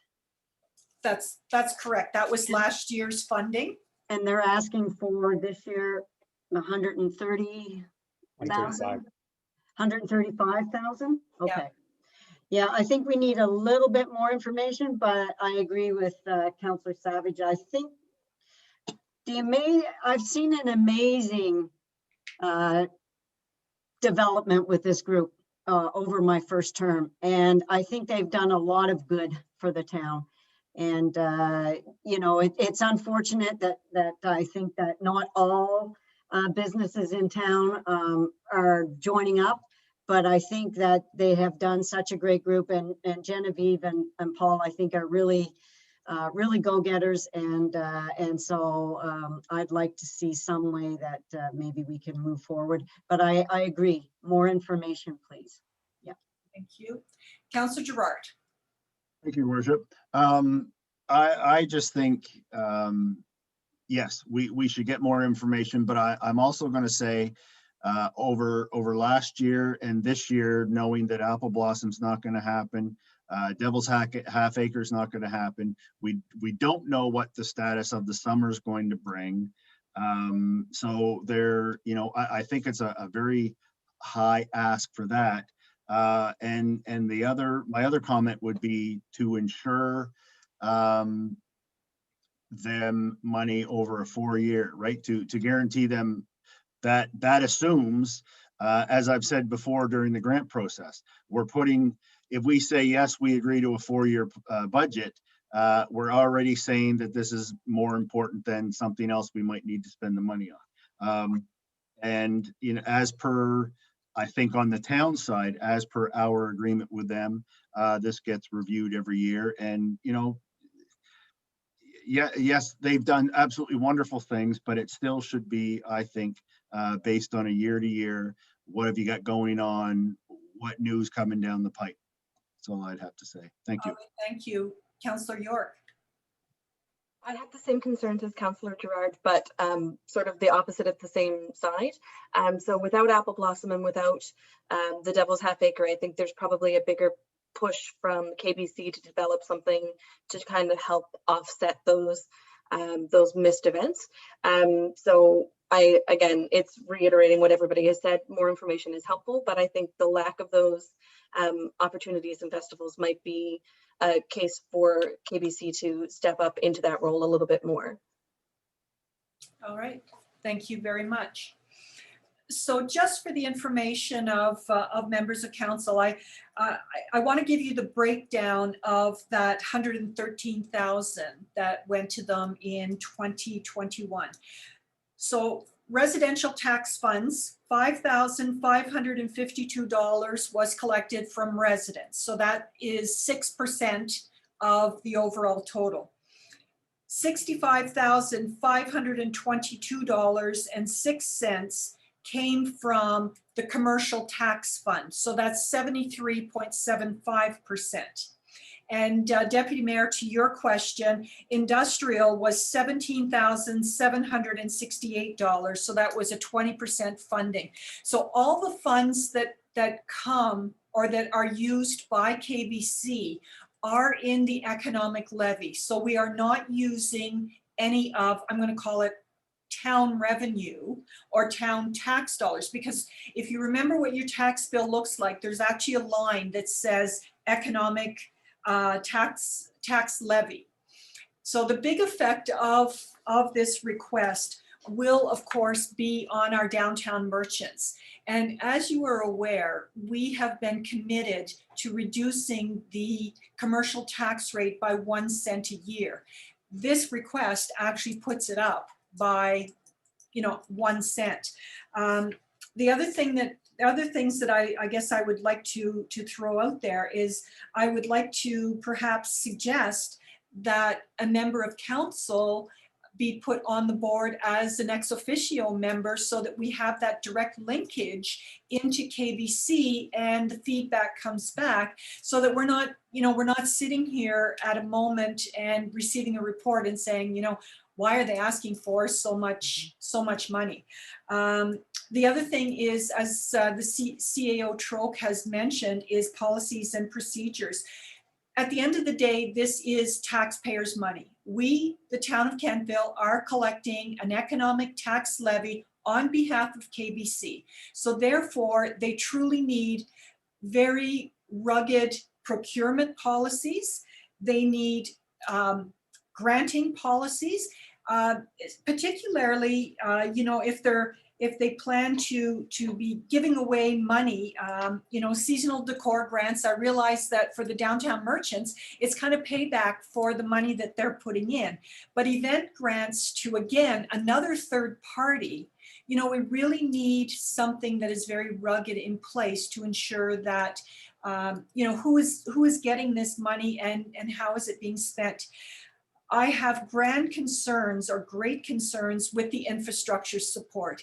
Infrastructure was never a KBC, it's not their part of the ship. That is Town of Kentville. If you think about trees, tree planting in our downtown is done by our recreation department. And we have a plan of how we want to do it. And I realize that they've gone ahead and got a grant, and that's wonderful. But I think that it has to be part of our bigger plan, because we can't just have trees being planted, particularly if they are trees that could be susceptible to disease and that sort of thing, and wipe out all of the trees in our downtown. So that's something I put out there. And the thought of a comfort station as infrastructure, I realize, what they did down in Annapolis Royal is absolutely wonderful. But again, is this something that we want KBC to be doing? And if so, then it means a major shift in the current agreement that we have with them. So I put that out there for your consideration. Deputy Mayor, your hand is up. Thank you, Your Worship. In the information, and forgive me, CAO Troke, if I didn't hear you say this, but when you come back with information, sorry, I just lost my thought. No, I didn't. In terms of the agreement and what's outlined in the agreement, because I'm trying to remember if this is 4 years ago or 8 years ago. I think it's 8 years ago that we first started this, and then it's renewed or every 4 years it would renew. So I think, and I think that agreement from the first 4 years to the second 4 years changed considerably. So I think that'll be important for us to bring ourselves up to speed on that as well. Thank you. Those are very good points, Deputy Mayor. So from 2013 to 2017, they were up to $163,000 in total contributions. And under the funding notes, it says that funding contribution is for a 4-year term reviewed annually in December. Annual core programming administration plus 25% for the facade program. So the town of Kentville was putting in that 25%. And in our old plan, there used to be a 2.5% annual inflation clause in the terms of the agreement. So there is no request for that in this new agreement, but it's all these things for consideration. So I put that out there. Is there any further discussion or anything else that you'd like the CAO to be looking at as we move forward? We've given him, I'm going to say basically a month, because we're asking for this to come back to CAC. But at the end of the day, if this is really a bridge too far to make it to March, because I realize our next CAC will be a year-end CAC. So if it's a bridge too far and we have to get to April, then so be it, but you can advise us. Councillor York. Thank you, Your Worship. Dan, do you know if, and I'm sure it's a lot to ask of you in your second week, third week, but do you know if the town has been part of the conversations that have been happening at the table with KBC around like the comfort station and tree planting and things? I would assume that there would be some sort of like the economic development officer or planning department or something would be involved in some of those conversations. Do you know the extent of their partnerships? So I would say my knowledge at this point is that they're aware of the conversations and the structure where they want to go. Okay. But I don't believe there's been any kinds of commitments made other than trying to understand this is a business plan that's coming forward to the town. As the business plan, just trying to understand the detail to be able to inform folks like me so that then I can share that information. But that would be the level that I understand at this point. Folks are connected. They're aware of the conversations, asking questions. But at this point in time, I don't believe there's been anything that has been expressed with regards to, making suggestions on ways to go or anything like that. Okay, because I was just wondering if there was some information that we could maybe get to Mayor Snow's point. It seems like we put a lot on your plate for a year-end meeting. If there's anything that might be in the works or on paper somewhere that could be sent along, maybe? You know what, I'll dive into this week. If I have anything that I need to pull the fire alarm, I'll let you all know right away. Okay. Councillor Zabian. Thank you, Your Worship. I'm just going to echo some of the points you made, where there seems to be duplication of responsibilities and with other departments. But I guess my question to CAO Troke is, and I know it's early on to ask you this, but you do have experience. If there's any way some of this could be in-house rather than have to deal with a third party. And again, not taking away, they've done a lot of great things for the town, and they've definitely stepped up, I've noticed, in the last several months compared to before. But I just wonder if this is an in-house thing that we should be looking at. We do have an economic department there, and yeah, is that going to be more advantageous for us? And are we going to be able to rein in a little bit of that tax money that we're giving away every year? And we have been for the last 8 years. Thank you. So to the councilor's question, so my experience with this is that in another municipal unit, the money that's collected is the money that's made available for the initiatives, and it's kind of that direct line. A budget would come in, and then actually council has to approve that budget. So if there's items in there that they don't agree with, or if there's a funding conflict, then those items essentially is a deeper dive is needed on those items. So my experience has been a tax dollar in is the exact tax dollar out. And if there is any grants or requests beyond that, those are line items that are discussed within the budget process itself. And you're absolutely right, fair question. Council at that point would typically say, is it the right place that we funded here? Is it the right place we funded somewhere else? But that typically happens as part of the town's budget deliberation, as opposed to, you know, kind of in that bigger piece. So my experience has been trying to match the dollars that are collected to the budget. If there's a decision that's over and above that, or even if there's a component that's a question, then that's normally stripped out and discussed within the town budget process itself, and council decides fund or don't fund. If you do fund, where do you want to put it in the context of where you're going? I hope that answers your question. Thank you. All right, is there anything further on this matter? Are you ready for the question? The question is that Council Advisory Committee direct the CAO to provide a report to CAC on the budget impact of the funding request, and further provide the updated KBC agreement to Council for review with recommendations to move forward. Deputy Mayor, how say you? Yes. Councillor Gerard? Yes. Councillor Huntley? Yes. Councillor Maxwell? Yes. Councillor York? Yes. Councillor Zabian? Yes. And I say yes, the motion is carried.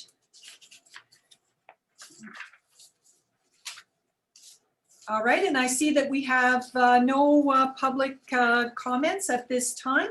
So if there is no further business, I will call for adjournment at 8:23. So moved. Thank you, Deputy Mayor. All right, thank you all. Great meeting. See you next time. Thank you. Night, folks. Night, everyone. Good night. Bye.